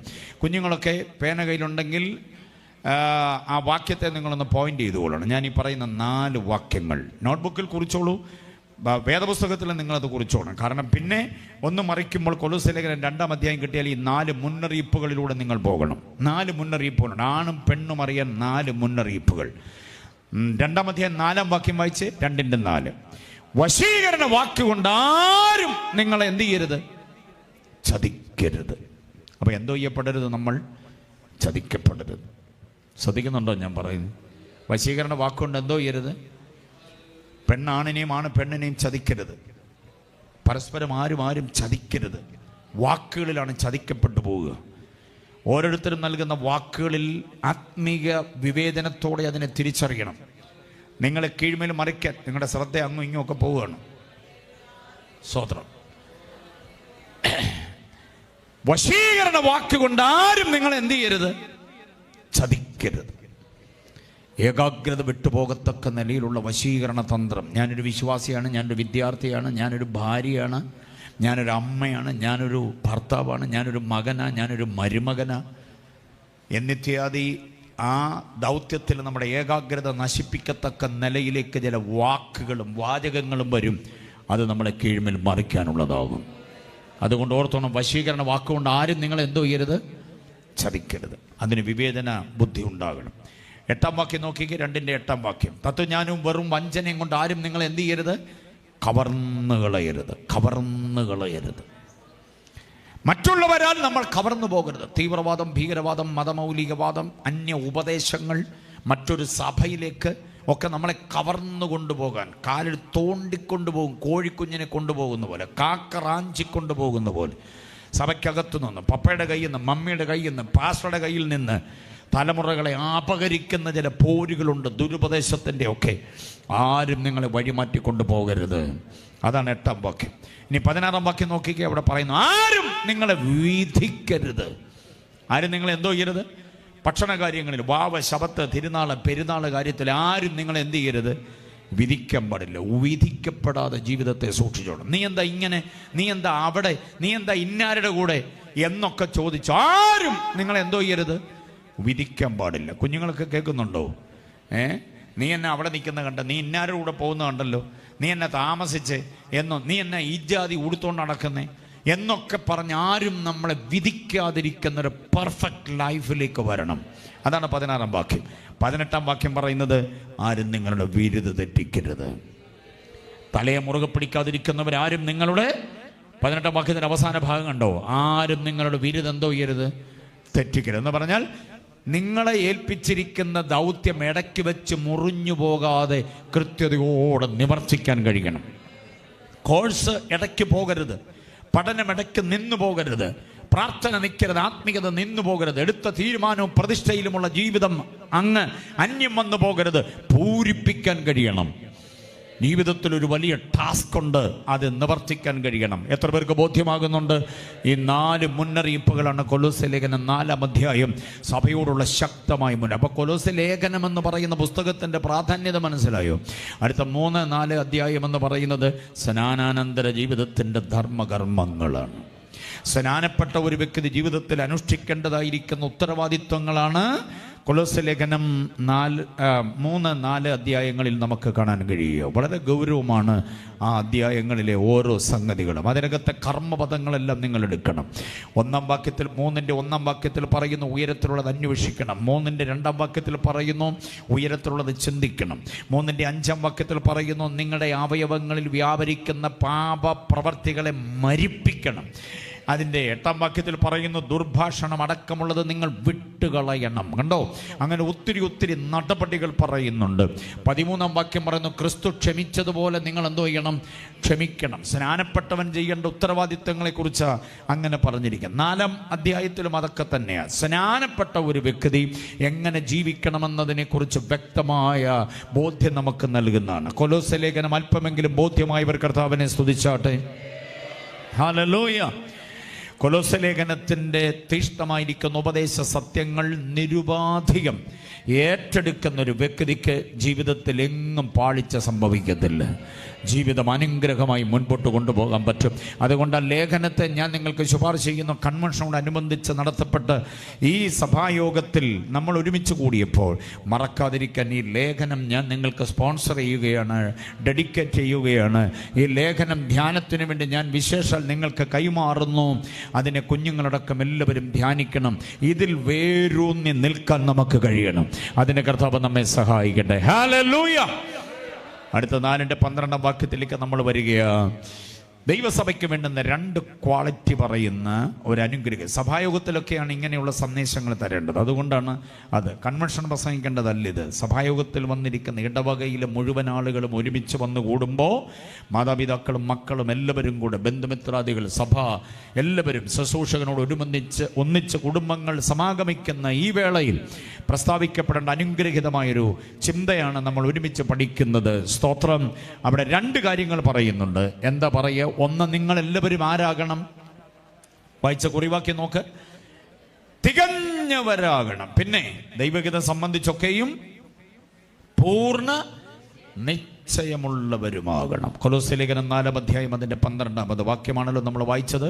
അതിനകത്ത് 2 കാര്യങ്ങളുണ്ട്. ദൈവസഭ വിശേഷാൽ പ്രാപിച്ചിരിക്കേണ്ട 2 പ്രധാന കാര്യങ്ങളാണ്. തികവ്, ദൈവഗീതത്തിൻ്റെ പൂർണ്ണത. സ്തോത്രം. നമ്മൾ വായിച്ച സങ്കീർത്തനം അതിനോട് യോജിക്കുന്നു. ബഹുമാന്യ കർത്തൃദാസന് ദൈവാത്മാവ് കൊടുത്ത നിയോഗത്തിൽ ഞാൻ സന്തോഷിക്കുന്നു. 84-ാം സങ്കീർത്തനം, അതിൻ്റെ തുടക്കവാക്യം നമുക്കെല്ലാവർക്കും അറിയാവുന്ന സൈന്യങ്ങളുടെ യഹോവേ തിരുനിവാസം. തിരുനിവാസം എന്ന് പറയുന്ന സഭയാണ്. പഴയ നിയമത്തിൽ സമാഗമന കൂടാരത്തേക്കാൾ യഹോവയുടെ ആലയത്തേക്കാൾ ഏറ്റവും ഭംഗിയാർന്ന തിരുനിവാസം ദൈവസഭയാണ്. പഴയ നിയമത്തിൽ കതിരമരം കൊണ്ടുണ്ടാക്കിയത്, പൊന്നു പൊതിഞ്ഞത്, അങ്ങനെയൊക്കെയുള്ള വിശേഷപ്പെട്ട സംഗതികൾ കൊണ്ട് മനുഷ്യൻ നിർമ്മിതമായി. പക്ഷേ ദൈവസഭ മനുഷ്യ നിർമ്മിതമല്ല, ദൈവം തൻ്റെ പുത്രൻ്റെ ചോര കൊണ്ട് രൂപീകരിച്ചതാണ്. അതിനേക്കാൾ മനോഹരമാകണം ദൈവസഭ. സ്തോത്രം. ഈ 84-ാം സങ്കീർത്തനം സൈന്യങ്ങളുടെ യഹോവേ തിരുനിവാസം എത്ര മനോഹരം എന്ന വാക്യം അറിയാത്തവരായിട്ട് ആരും ഇവിടില്ല. 84 1 പക്ഷെ ഞാനൊരു വാക്യം പറയാം. അതെവിടാന്ന് ആര് പറയും? തിരുനിവാസത്തോട് അടുക്കുന്നവനെല്ലാം ചാകുന്നു. അങ്ങനെ വാക്യം വായിച്ചിട്ടുണ്ടോ? സൈന്യങ്ങളുടെ യഹോവേ തിരുനിവാസം എത്ര മനോഹരം. അതെവിടാന്ന് ചോദിച്ചാൽ അങ്ങനെ ചോദിക്കേണ്ട കാര്യമില്ല. കീഴാരൂർ സഭയോട് അങ്ങനെ ചോദിക്കേണ്ട. അത് ഞങ്ങളെ കളിയാക്കുന്ന പോലാണെന്ന് നിങ്ങൾക്ക് പരാതി ഉണ്ടാവും. പക്ഷേ ഈ വാക്യം എവിടാന്നറിയാമോ? തിരുനിവാസത്തോട് അടുക്കുന്നവനെല്ലാം എന്തോ ചെയ്യുന്നു? ചാകുന്നു. അപ്പോൾ ഈ മനോഹരമായി തിരുനിവാസത്തോട് അടുക്കേണ്ടതുപോലെ അടുത്തില്ലെങ്കിൽ എന്തോ ചെയ്യും? തട്ടിപ്പോവും. പിന്നെ തട്ടിപ്പോകാതിരിക്കുന്ന കൃപായുവോ ആയതുകൊണ്ട് മാത്രമാണ്. യഹോവയുടെ ആലയത്തോട് അടുക്കേണ്ടതുപോലെ അടുത്തില്ലെങ്കിൽ ചാവും. അങ്ങനെ വാക്ക് എവിടെയെങ്കിലും വായിച്ചാൽ ഓർക്കുന്നുണ്ടോ? മമ്മിമാർ, ആൻറ്റിമാർ വായിച്ചിട്ടുണ്ട്, പക്ഷെ എവിടെയൊന്നൊരു പിടിയില്ല. ഓക്കെ, സ്തോത്രം. ഇളം തലമുറയ്ക്ക് അറിയാൻ സാധ്യതയില്ല. കാരണം വേദോത്സവ വായന അത്ര വലിയ കാര്യമായിട്ടില്ലല്ലോ. ഉണ്ടോ? സ്തോത്രം. അത്യാവശ്യത്തിന് സാക്ഷ്യത്തിന് വേണ്ടി ഒരു വാക്യം തപ്പുന്നതല്ലാതെ വേദോത്സവം നിരന്തരം വായിക്കുന്നവരാണോ? വായിക്കണം. 2025 ആണ്ട് ഒരു വേദ വായന വർഷമാക്കി മാറ്റിക്കൊണ്ട്. എത്ര തിരക്കാണെങ്കിലും വേദോത്സവത്തിൽ 1, 2, 3 അധ്യായങ്ങൾ വായിച്ചിട്ടേ ഉറങ്ങുന്നുള്ളൊന്നൊരു തീരുമാനം ഉണ്ടാക്കണം. സ്തോത്രം. കാരണം ദൈവവചനം വായിക്കുന്നവനോടാണ് ദൈവം സംസാരിച്ചുകൊണ്ടിരിക്കുന്നത്. ദൈവത്തിൻ്റെ ശബ്ദം കേൾക്കണമെങ്കിൽ വചനം വായിച്ചേ പറ്റുള്ളൂ നിങ്ങൾ. അപ്പോൾ ഈ വാക്യം എവിടെയാ? സംഖ്യാപുസ്തകം 17-13 വാക്യം നോക്കിക്കേ. സംഖ്യ 17-13. തിരുനിവാസത്തോട് അടുക്കുന്നവനെല്ലാം ചാകുന്നു എന്ന് പറയുന്നൊരു വാക്യമുണ്ട്. ഒരിക്കലും മറന്നു പോകരുത്. യഹോവയുടെ തിരുനിവാസത്തോട് അടുക്കുന്നവനെല്ലാം ചാകുന്നു. കണ്ടോ? ഞങ്ങളെല്ലാം ചത്തൊടുങ്ങണമോ? 17-13 വാക്യം മറക്കരുത്. 84-ാം സങ്കീർത്തനം 1-ാം വാക്യത്തിന്റെ നേരെ ബദൽ വാക്യമാണ്. സൈന്യങ്ങളുടെ യഹോവേ തിരുനിവാസം എത്ര മനോഹരം. ആ മനോഹരമായ തിരുനിവാസത്തോട് അടുക്കേണ്ടതുപോലെ അടുക്കുന്നില്ലെങ്കിൽ എന്ന് പറഞ്ഞാൽ വ്യവസ്ഥ തെറ്റി ആലയത്തിൽ വരുന്നവന് മരണമുറപ്പാണ്.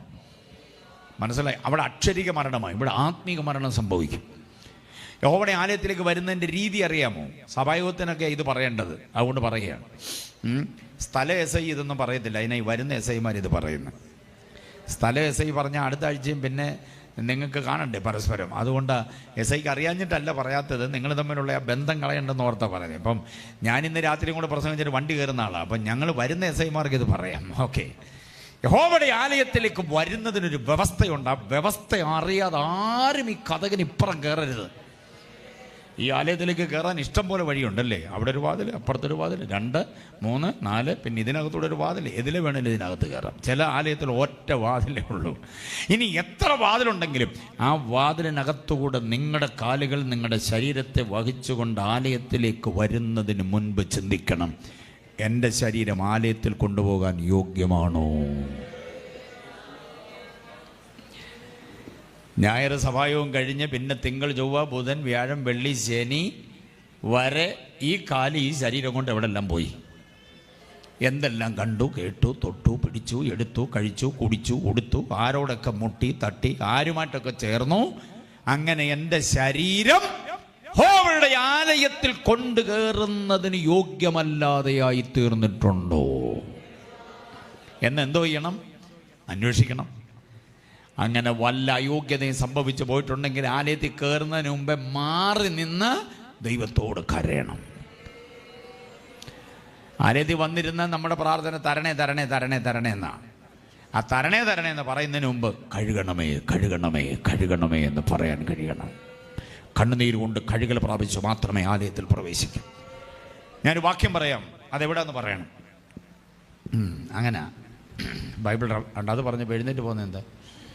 വാക്യം പറയണമെന്ന് പറഞ്ഞപ്പോഴും ശ്രദ്ധിച്ചേ, വാക്യം ഇങ്ങനെയാ: ആലയത്തിലെ പ്രവേശന വ്യവസ്ഥ എല്ലാവരും അറിയാം, കുഞ്ഞുങ്ങളടക്കം എല്ലാവരും അറിയണം ആലയത്തിലെ പ്രവേശന വ്യവസ്ഥ.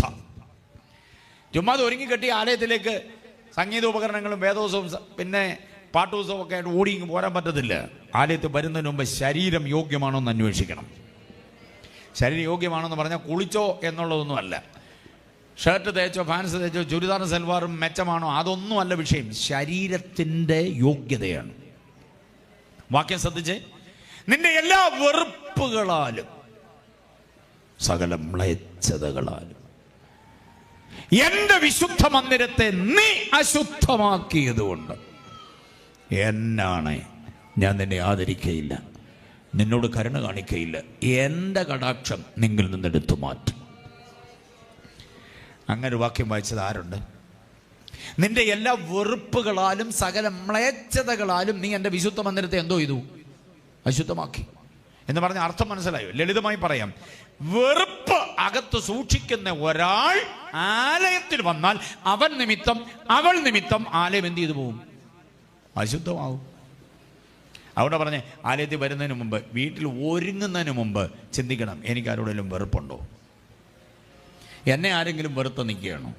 എൻ്റെ കാരണം എന്തായാലും ആ വ്യക്തി വിളിച്ചൊരു ക്ഷമാപണം നടത്തി സോറി പറഞ്ഞ് ക്ലിയർ ചെയ്തിട്ട് എവിടെ വരാവൂ? ആലയത്തിൽ വരാവൂ. ഇപ്പം നമ്മൾ ഇവിടെ ഇരിക്കുക, കർത്തൃമേശ കഴിക്കാൻ പോവുക. ഈ അപ്പവും വീഞ്ഞും കഴിക്കുമ്പോൾ തന്നെ ഓർത്ത് നോക്കണം, മിണ്ടാതിരിക്കുന്ന എത്ര പേരുണ്ടെന്നറിയാം? നമ്മളായിട്ട് പിണക്കത്തിലുള്ള എത്ര പേരുണ്ടെന്നറിയാമോ? കാലങ്ങളായി മിണ്ടാതിരിക്കുന്ന എത്ര പേരുണ്ട്? പിണങ്ങി അകന്നു പോയവർ. എന്നിട്ട് നമ്മളിപ്പോൾ ഇത് കഴിക്കാൻ പോവുക. വെറുപ്പുള്ളവൻ എവിടെ വരാൻ പാടില്ല? യഹോവയുടെ ആലയത്തിൽ വരരുത്.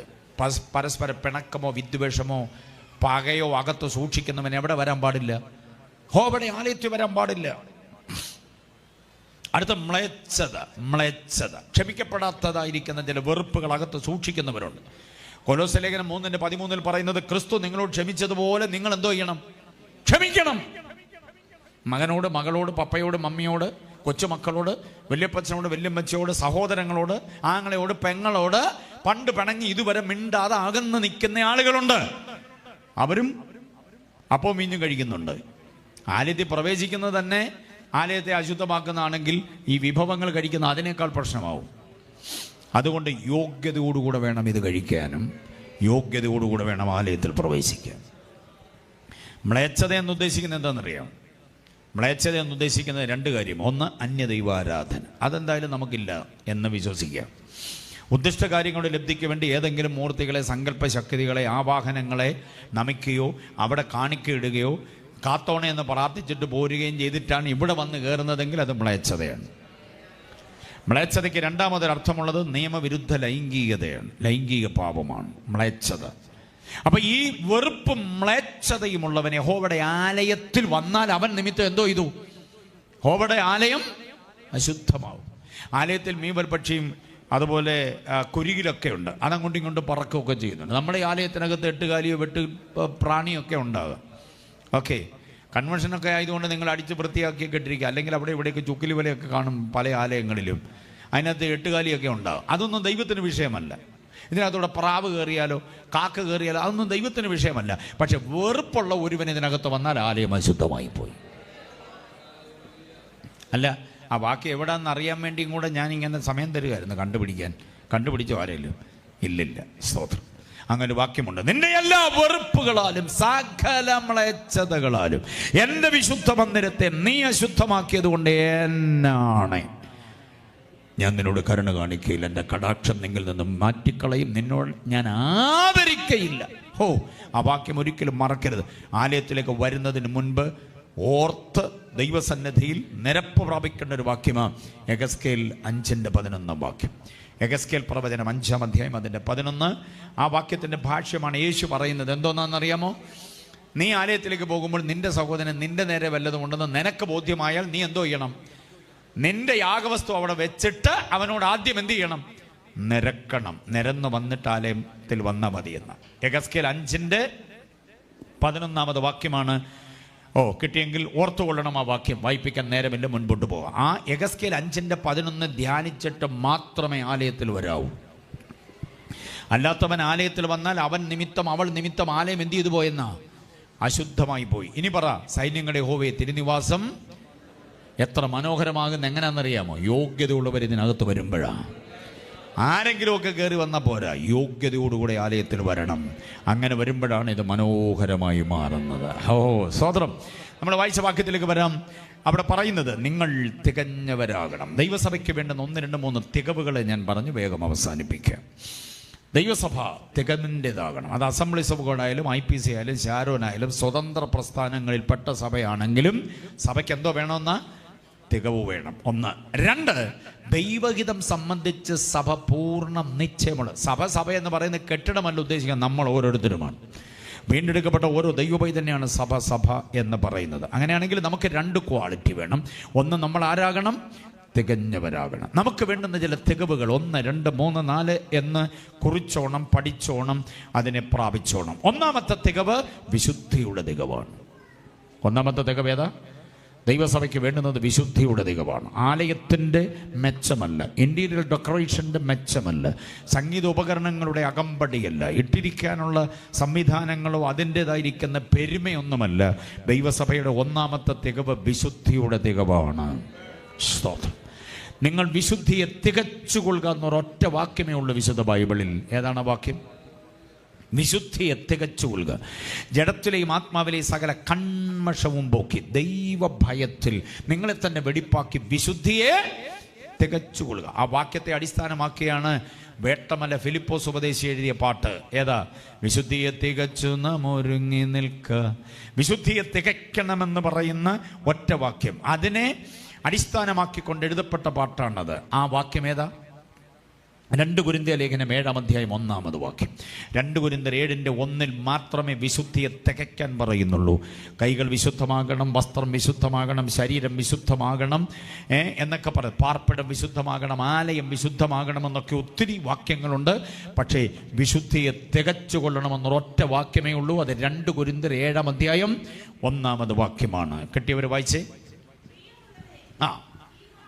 നമുക്കുള്ളത് കൊണ്ട് നാം ജഡത്തിലെയും ആത്മാവിലെയും സകല കന്മഷവും നീക്കി നമ്മെ തന്നെ വെടിപ്പാക്കി ദൈവഭയത്തിൽ വിശുദ്ധിയെ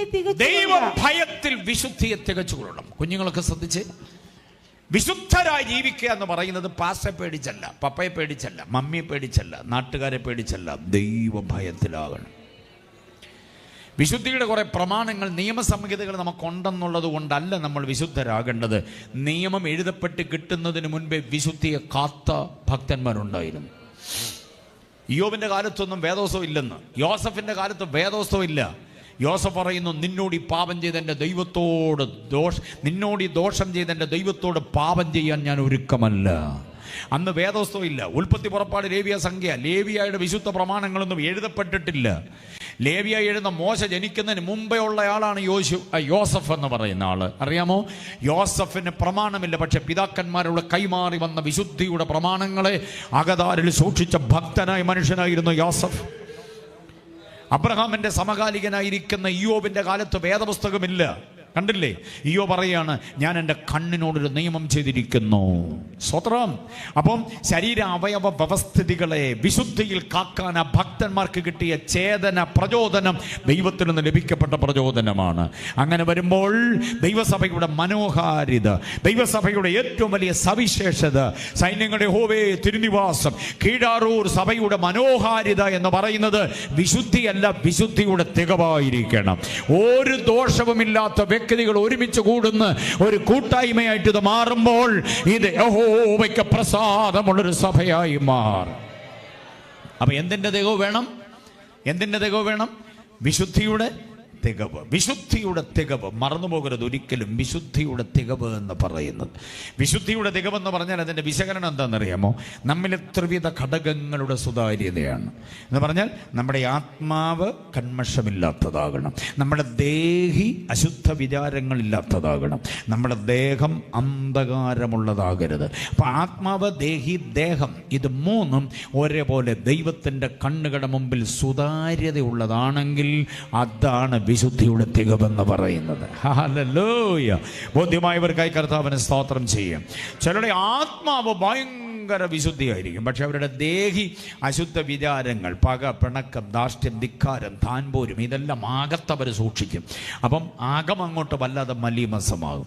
ചിലരുടെ ആത്മാവും ദേഹിക്കും കുഴപ്പമൊന്നുമില്ല, പക്ഷേ അവരുടെ ശരീരം കണ്ണുകൊണ്ട് അരുതരുതാത്തത് കണ്ട്, കാതുകൊണ്ട് അരുതരുതാത്തത് കേട്ട്, നാവ് കൊണ്ട് അരുതരുതാത്തത് പറഞ്ഞ്, ആവശ്യമില്ലാത്തതൊക്കെ ഡയൽ ചെയ്യാൻ വിരലുകൾ വിട്ടുകൊടുത്ത്, തൊടാനും പിടിക്കാനും ഒക്കെ വിട്ടുകൊടുത്ത് വിരലുകൾ മലീമസമായി മാറുന്ന ഒരു ഗതികേടുണ്ട്. മനസ്സിലാകുന്നുണ്ടോ? കൈകൾ അശുദ്ധമായി പോകും, കൈകൾ രക്തക്കറ പറ്റും, കൈകൾ മലിനത പറ്റുന്ന അനുഭവങ്ങളുണ്ടാവും. നിങ്ങൾ വായിച്ചിട്ടുണ്ടോ? നിങ്ങളുടെ വിരലുകൾ മലിനമായിരിക്കുന്നു എന്നൊരു വാക്യമുണ്ട്. വിരലുകൾ എങ്ങനെ മലിനമാകുന്നത്?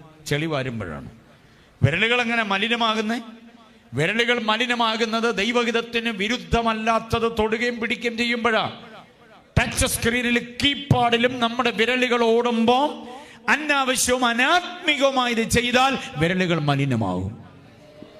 യെസ്, ആധുനിക കാലത്തിൻ്റെ ഏറ്റവും വലിയ ഗതികേടാണത്, വിരലുകളുടെ മാലിന്യം. കൈയടിച്ച് പാട്ട് പാടാനുള്ളതായി വിരല്. മനസ്സിലായില്ലേ?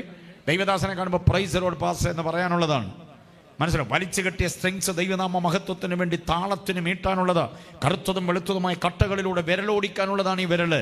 മമ്മി ഉണ്ടാക്കി തന്ന സ്വാദിഷ്ടമായ ഭക്ഷണം സ്തോത്രം പറഞ്ഞ് ഇളക്കി കഴിക്കാനുള്ളതാ വിരല്. വേദപുസ്തകത്തിന്റെ പേജുകൾ മറിക്കാനുള്ളതാ, പാട്ടുപുസ്തകത്തിന്റെ പേജുകൾ മറിക്കാനുള്ളതാ, അല്ലാതെ വാട്സപ്പിലിട്ട് തോണ്ടി തോണ്ടി ഇതിനെ മലിനമാക്കാനുള്ളതല്ല. മനസ്സിലായില്ലേ? അനാവശ്യമായി ഇതിനു വേണ്ടി നിന്റെ വിരൽ തോണ്ടിയാലുണ്ടല്ലോ അത് മലിനമായി മാറും. ആ വിരൽ കൊണ്ട് പിന്നെ ഒരു നടപടിക്കും കൊള്ളാതെ വരും. സ്വതന്ത്രം. കീബോർഡ് വായിക്കുന്നവരും, തബല വായിക്കുന്നവരും, ഗിറ്റാർ വായിക്കുന്നവരും, വീണ വായിക്കുന്നവരും, കൈയടിച്ച് പാട്ട് പാടുന്നവരും, ടാമറൻ ഉപയോഗിക്കുന്നവരൊക്കെ ഓർത്തോണം, എൻ്റെ വിരലുകൾ കൊണ്ടാണ് ഞാൻ ദൈവത്തെ മഹത്വപ്പെടുത്തുക. പ്രസംഗിക്കുന്നവർ പ്രസംഗം നടത്തുമ്പോൾ മൈക്രോഫോൺ പിടിക്കാൻ, വേദപുസ്തകം പിടിക്കാൻ ഒക്കെ ഉള്ളതാണ് ഈ വിരല്. മനസ്സിലായില്ലേ? സ്തോത്രം പറയാൻ വേണ്ടി വിരൽ ചൂണ്ടുക, വിരൽ നമ്മൾ കൂപ്പുകയാണ്. കണ്ടില്ലേ? മറ്റൊരാളിനെ ഉപദേശിക്കാൻ ചൂണ്ടുന്നതാണ് വിരല്. അപ്പൊ വിരലെന്ന് പറയുന്നത് ദൈവനാമ മഹത്വത്തിന് വേണ്ടിയുള്ളതാ. ഇത് മലിനമായി പോകാൻ പാടില്ല. സ്തോത്രം. വിരൽ മലിനമായി പോയെന്നുള്ള വാക്യം എവിടെയെന്നറിയാമോ? കീപാഡ് കണ്ടുപിടിക്കുന്നതിന് മുമ്പ്, ടച്ച് സ്ക്രീൻ ഉണ്ടാകുന്നതിന് മുമ്പ്. ഇന്നത്തെ ഏതെങ്കിലും യന്ത്ര സംവിധാനങ്ങൾ വിരലുകൾ കൊണ്ട് പ്രവർത്തിപ്പിക്കാൻ ഉണ്ടാക്കപ്പെടുന്നതിന് മുൻപ് ജീവിച്ചിരുന്നൊരു പ്രവാചകൻ ആത്മാവിൽ കണ്ടുകൊണ്ട് വിരലുകൾ കൊണ്ട് ശരീരത്തെ മലിനമാക്കുന്ന, വിരലുകൾ കൊണ്ട് കുടുംബജീവിതം തകർക്കുന്ന, വിരലുകൾ കൊണ്ട് ആകപ്പാടെയുള്ള അവസ്ഥയ്ക്ക് താറുമാറുണ്ടാക്കുന്ന ഒരു വ്യവസ്ഥിതി വരുമെന്നുള്ളത് മുൻമേ കണ്ടിട്ട് പ്രവാചകൻ എഴുതി വെച്ചു. 59-ാം അധ്യായം 3-ാം വാക്യം. യെശയ്യാ പ്രവചനം നോക്കിക്കേ. കുഞ്ഞുങ്ങളെല്ലാവരും ആ വാക്യം മറന്നു പോകരുത്. മൊബൈൽ ഫോൺ കൈ കൊണ്ട് തൊടുമ്പം, ലാപ്ടോപ്പ് തൊടുമ്പം, ഐപാഡ് തൊടുമ്പം, കമ്പ്യൂട്ടർ തൊടുമ്പം അതിന് മുമ്പ് 59-ന്റെ 3 എന്നൊരു സമവാക്യം ഓർത്തോണം. വായിച്ചേ. നിങ്ങളുടെ കൈകൾ രക്തം കൊണ്ടും നിങ്ങളുടെ വിരലുകൾ അകൃത്യം കൊണ്ടും മലിനമായിരിക്കുന്നു. നിങ്ങളുടെ കൈകൾ രക്തം കൊണ്ടും. കൊലപാതകമൊന്നും ചെയ്തിട്ടില്ല, അത് നമുക്ക് എന്തായാലും കുഴപ്പമില്ല. പക്ഷെ രണ്ടാമത്തെ സംഗതി, നിങ്ങളുടെ വിരലുകൾ എന്തുകൊണ്ട്? അകൃത്യം കൊണ്ട് മലിനമായി. എന്ന് പറഞ്ഞാൽ എന്താ? കൃത്യമല്ലാത്തത് നീ ഡയൽ ചെയ്തപ്പം, കൃത്യമല്ലാത്തത് എന്ന് പറഞ്ഞാൽ അനധികൃതമായത് നീ ഡയൽ ചെയ്തപ്പം, അക്ഷരക്കൂട്ടുകൾ ഉണ്ടാക്കിയപ്പോൾ നിന്റെ വിരലുകൾ എന്ത് ചെയ്തു പോയി? മലിനമായി പോയി. ആ മലിനമായ വിരലുകൾ വേറൊന്നിനും ഉപയോഗിക്കാൻ പറ്റത്തില്ല. സ്വതന്ത്രം. അപ്പൊ ഞാൻ പറഞ്ഞു വന്നത്, എന്താണ് വിശുദ്ധിയുടെ തികവ് എന്ന് പറഞ്ഞാൽ ആത്മാവിൻ്റെ കളങ്കമില്ലായ്മ, ദേഹിയുടെ കളങ്കമില്ലായ്മ, ദേഹത്തിൻ്റെ കളങ്കമില്ലായ്മ. ഈ 3 മണ്ഡലങ്ങളും ഒരേപോലെ നമ്മൾ സൂക്ഷിച്ചാൽ അതാണ് വിശുദ്ധിയുടെ തികവ്. എത്ര പേര് ആഗ്രഹിക്കുന്നുണ്ട്? എത്ര പേര് ആഗ്രഹിക്കുന്നുണ്ട്? പുതിയ നിയമത്തിൻ്റെ ഉപദേശ സത്യങ്ങൾ കേട്ടിട്ട് സന്തോഷമുള്ളവർ കർത്താവിനെ സ്തുതിച്ച് സ്വർഗത്തിലെത്തേണ്ടതിന് വേണ്ടി, നിർമ്മല കന്യകാത്വം സൂക്ഷിക്കേണ്ടതിന്, പുനരാഗമിക്കുന്ന കർത്താവിനോടൊപ്പം എടുത്തുകൊള്ളപ്പെടേണ്ടതിന് ആവശ്യമായ ആത്മീയ ഉപദേശങ്ങളാണ് പറയുക. ദാവീദും ഗോലിയാത്തും ഏലിയാവും ഒന്നുമല്ല ഇന്ന് പകൽ ഇവിടെ വന്നിട്ടുള്ളത്. കേട്ടിട്ടുള്ളത് പുതിയ നിയമത്തിന്റെ അനുഗ്രഹീതമായ ഉപദേശ സത്യങ്ങളാണ്. അത് കേട്ട് ബോധ്യമായവർക്കായി ദൈവത്തിന് സ്തോത്രം ചെയ്യുകയാ.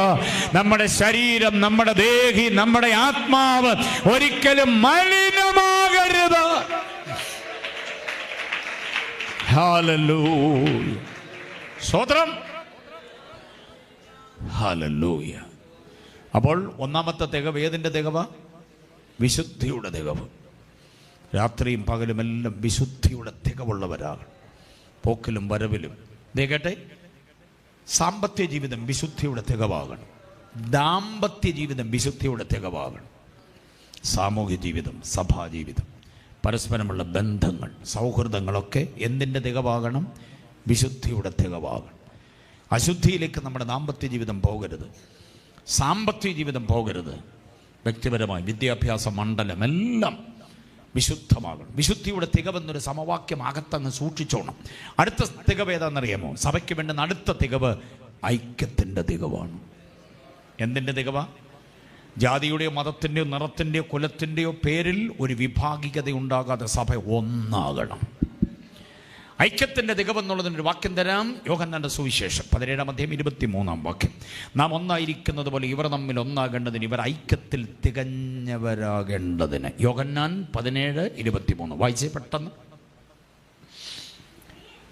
നീ എന്നിലും, അത് തന്നെ, നീ എന്നെ അയച്ചിരിക്കുന്നു എന്നും നീ എന്നെ സ്നേഹിക്കുന്നത് പോലെ അവരെ സ്നേഹിക്കുന്നു എന്നും ലോകം അറിയുവാൻ നാം ഒന്നായിരിക്കുന്നത് പോലെ അവരും ഒന്നാകേണ്ടതിനും ഞാൻ അവരിലും നീ എന്നിലുമായി അവർ ഐക്യത്തിൽ തികഞ്ഞവരാകണം. അപ്പൊ സഭയുടെ മനോഹാരിത, സൈന്യങ്ങളുടെ യഹോവേ തിരുനിവാസം എത്ര മനോഹരം. മനോഹരമാകുന്നതിന്റെ ഒന്നാമത്തെ കാര്യം വിശുദ്ധിയുടെ തികവാണ്. രണ്ടാമത്തെ കാര്യം എന്തിന്റെ തികവാ? എന്തിന്റെ തികവ പറഞ്ഞേ? ഐക്യത്തിൻ്റെ തികവാണ്. ഐക്യത എന്ന് നമ്മൾ സാധാരണ പറയാറുണ്ട്. മലയാള ഭാഷയിൽ ഐക്യത എന്നൊരു പദമില്ല, നമ്മൾ ഉണ്ടാക്കിയൊരു പദമാണ്. ഐക്യമാണ്. ഭാഷാജ്ഞാനമുള്ളവർക്കറിയാം. ഐക്യത എന്ന് പറയുന്നത് തെറ്റിപ്പറയുന്ന പദമാണ്. ഐക്യത അല്ല, ഐക്യമാണ്. ഐക്യം എന്നുള്ളത് അത് അൺവാണ്ടഡ് ആയിട്ടുള്ളൊരു കാര്യം, കൂട്ടിച്ചേർക്കപ്പെട്ടതാണ്. ഐക്യമാകുക, ഐക്യമായി നിന്നു വേല ചെയ്തിടുകിൽ, അറിയാലോ പാട്ട്. ഐക്യതയോടെ നിൽക്കണമെന്നല്ല, ഐക്യം എന്നുള്ളതാണ്. ഐക്യമായി നിൽക്കുക എന്നുള്ളത്. അപ്പൊ സഭയുടെ ഏറ്റവും വലിയ മനോഹാരിത രണ്ടാമത്തേത് ഐക്യമാകുക എന്നുള്ളതാണ്. ഇന്നത്തെ സഭയുടെ ഏറ്റവും വലിയ പ്രശ്നം എന്താണെന്നറിയാം? ഒട്ടനവധി വിഭാഗികതകളുണ്ട്.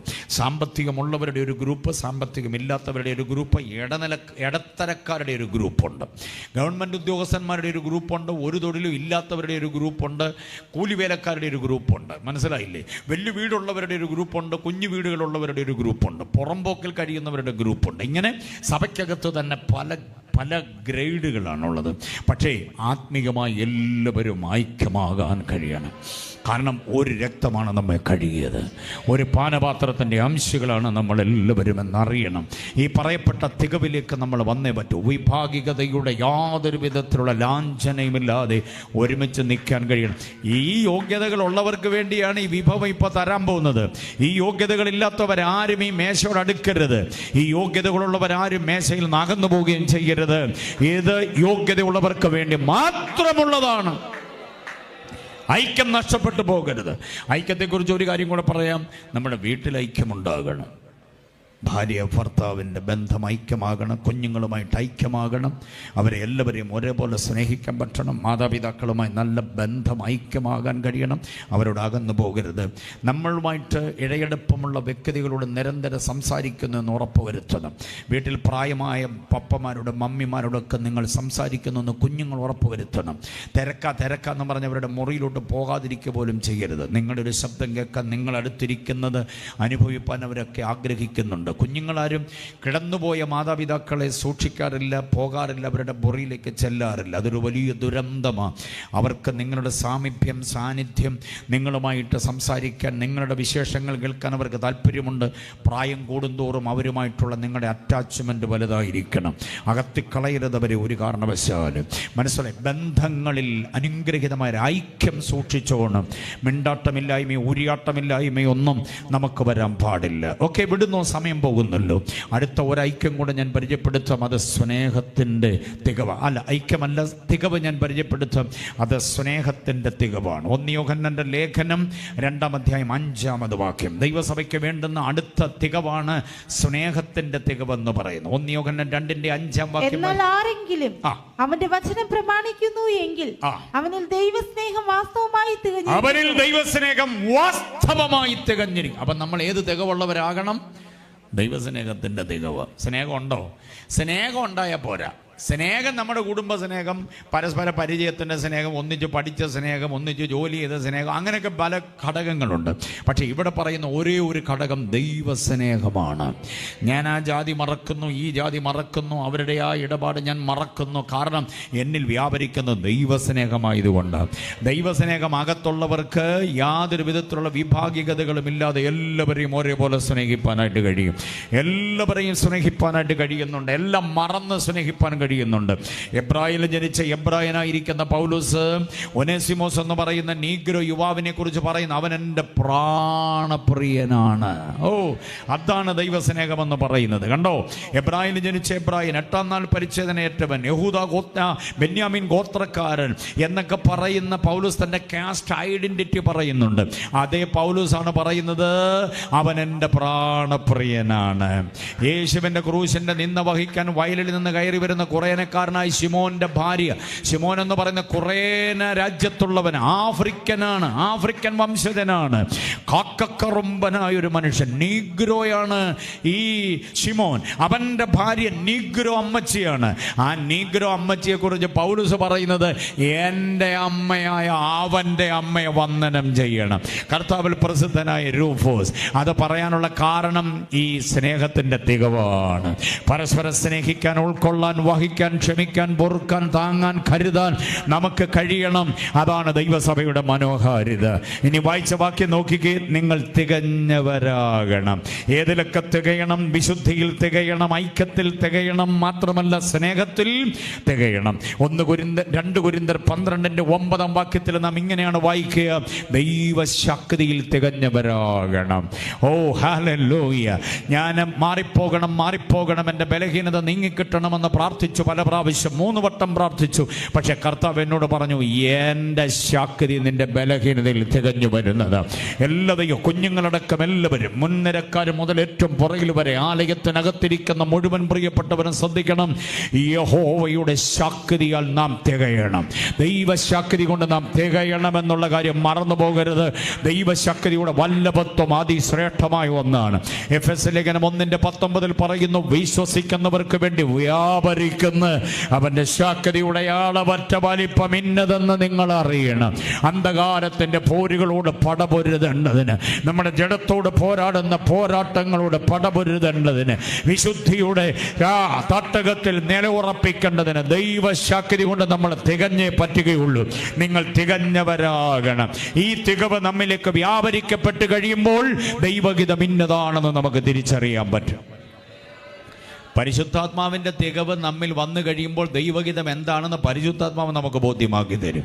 ആത്മാവുമായിട്ട് അകന്ന് നിൽക്കരുത്. ആത്മശക്തിയിൽ തികഞ്ഞവരാകണം. എത്ര പേര് ആഗ്രഹിക്കുന്നുണ്ട്? ഈ തികവുകളെല്ലാം, ഒരു കാര്യം കൂടെ പറഞ്ഞ് ഞാൻ അവസാനിപ്പിക്കാം. ഈ തികവുകളെല്ലാം ഉള്ളവർക്ക് വേണ്ടിയുള്ള വിഭവമാണ് ദൈവദാസൻ വിതരണം ചെയ്യാൻ പോവുക. എത്ര പേർക്ക് അതിനകത്ത് പ്രാഗൽഭ്യമുണ്ട്? അവരവരെ ശ്രദ്ധിച്ചുകൊള്ളണം. നിങ്ങൾക്കറിയാമോ, വിശുദ്ധ ബൈബിളിൽ അപ്പവും വീഞ്ഞും ആദ്യം എവിടെ പറഞ്ഞിരിക്കുന്നതെന്നറിയോ? കുഞ്ഞുങ്ങൾ പറ. വേദപുസ്തകത്തിൽ അപ്പവും വീഞ്ഞും ആദ്യം എവിടെ പറഞ്ഞിരിക്കുന്നു? ഞാൻ ചോദിച്ച എല്ലാ ചോദ്യത്തിനും മൗനമായിരുന്നല്ലോ ഉത്തരം. നിങ്ങളിന്നൊരു കീഴാറൂരിൽ നിന്നൊരു ഉത്തരം എനിക്ക് കോട്ടയത്ത് കൊണ്ടുപോകാൻ പറ്റുമോ? വേദപുസ്തകത്തിൽ അപ്പവും വീഞ്ഞും ആദ്യം എവിടെയാ കാണുക? എവിടെ? മത്തായിലോ? അല്ല. സമയം പോകുന്നതുകൊണ്ട് ഉത്തരം ക്രിസ്മസ് തന്നെ പറയാം. പോയിന്റ് എനിക്ക് തന്നെ തരുമല്ലോ. ഓക്കെ, മറന്നു പോകരുത്. വേദപുസ്തകത്തിൽ അപ്പവും വീഞ്ഞും ആദ്യം കാണുന്ന ഉൽപ്പത്തി പുസ്തകം 14-ാം അധ്യായത്തിൽ. മൽക്കിസദേക്കിൻ്റെ കയ്യിലൊരു തളിക, അതിനകത്ത് അപ്പമുണ്ട്, പിന്നെന്തോ ഉണ്ട്? വീഞ്ഞുണ്ട്. മൽക്കിസദേക്ക് എന്ന് പറയുന്ന ശാലേം രാജാവ് ഇത് പിടിച്ചുകൊണ്ട് നിൽക്കാൻ തുടങ്ങിയിട്ട് കുറേ നേരമായി. നമുക്ക് സഭയായിട്ട് ചെന്ന് ചോദിക്കാം, സാറേ ആർക്ക് കൊടുക്കാനാണ് ഇത്? ഞങ്ങൾക്ക് തരുമോ? അദ്ദേഹം പറയും, നോ, നിങ്ങൾക്ക് തരാനുള്ളതല്ല. പിന്നെ ആർക്കാണ്? അദ്ദേഹം പറയുകയാണ്, 5 രാജാക്കന്മാരെ തോൽപ്പിച്ച് ഓടിച്ച് ഇപ്പം ജയിച്ചൊരുവൻ കയറി വരും. ഉണ്ടോ? രാജാക്കന്മാർ കൊണ്ടുപോയതായി പിടിച്ചു കൊണ്ടുപോയതെല്ലാം തിരിച്ചു പിടിച്ച് ഞങ്ങളെ തോൽപ്പിച്ച ആ രാജാക്കന്മാരെ ദേ പിടിച്ചു കെട്ടി ഒരുത്തനിപ്പം കയറി വരും. 5 രാജാക്കന്മാരെ തോൽപ്പിച്ചിട്ട് ജയിച്ചു വരുന്നവനെ സ്വീകരിക്കാനുള്ള വിഭവമാണ് അപ്പവും മീനും. അപ്പോൾ അപ്പവും മീനും കഴിക്കാനുള്ള യോഗ്യത എന്തുവാന്ന് പറ. അപ്പവും മീനും കഴിക്കാനുള്ള യോഗ്യത എന്തുവാ? ജയിക്കുക എന്നുള്ളതാണ്. ജയിച്ചവന് മാത്രം കഴിക്കാനുള്ളതായത്. തോറ്റവർ കഴിച്ചാൽ അത് അവർക്ക് ശിക്ഷാവധിയായി മാറും. ജയിച്ചവന് കഴിച്ചാൽ അത് അവൻ ആത്മീയ ഉത്തേജനമായി മാറും. ഈ ഉൽപ്പത്തി പുസ്തകം 14-ാം അധ്യായത്തിൽ അപ്പവും മീഞ്ഞും യേശുവിൻ്റെ ശരീരവും രക്തവും ആണെന്ന് ഞാൻ പറഞ്ഞില്ല. അപ്പവും മീഞ്ഞും എന്ന് മാത്രമേ ഞാൻ പറഞ്ഞുള്ളൂ. അവിടെ മൽക്കിസദേക്കിൻ്റെ കയ്യിലെ അപ്പവും മീഞ്ഞും കഴിക്കണമെങ്കിൽ ജയിക്കണം. അങ്ങനെയാണെങ്കിൽ യേശുവിൻ്റെ ശരീരത്തോടും രക്തത്തോടും സദൃശമുള്ള ഈ അപ്പവും മീഞ്ഞും കഴിക്കണമെങ്കിൽ അതിനേക്കാൾ ജയിച്ചെങ്കിലല്ലേ പറ്റൂ. തോറ്റു തുന്നം പാടിയവർക്കാർക്കും തിന്നാനുള്ളതല്ലിത്. വിശേഷപ്പെട്ടതായിരിക്കുന്ന ഈ വിഭവം ഈ മാസം അവസാന ഞായറാഴ്ച നമ്മൾ കഴിക്കുമ്പോൾ ഈ ഒരു വർഷം മുഴുവനും മുൻപോട്ട് കുതിക്കാൻ വേണ്ടുന്ന ദൈവശക്തിയുടെ വല്ലഭത്വം നമ്മിലേക്ക് പെയ്തിറങ്ങേണ്ടതിന് അല്പസമയം ഒരുമിച്ച കർത്താവിനെ ഒന്ന് സ്തുതിച്ച് ആ കരങ്ങൾ അടിച്ച് ദൈവത്തെ ഒന്ന് ആരാധിച്ച് ആത്മശക്തിയുടെ വല്ലഭത്വം കൊണ്ട് കർത്താവ് നമ്മളെ നിറയ്ക്കട്ടെ. അഭിഷേകത്തിന്റെ നിറവ് കൊണ്ട്, ആലോചനയുടെ വല്ലഭത്വം കൊണ്ട് കർത്താവ് നമ്മളെ അനുഗ്രഹിക്കട്ടെ.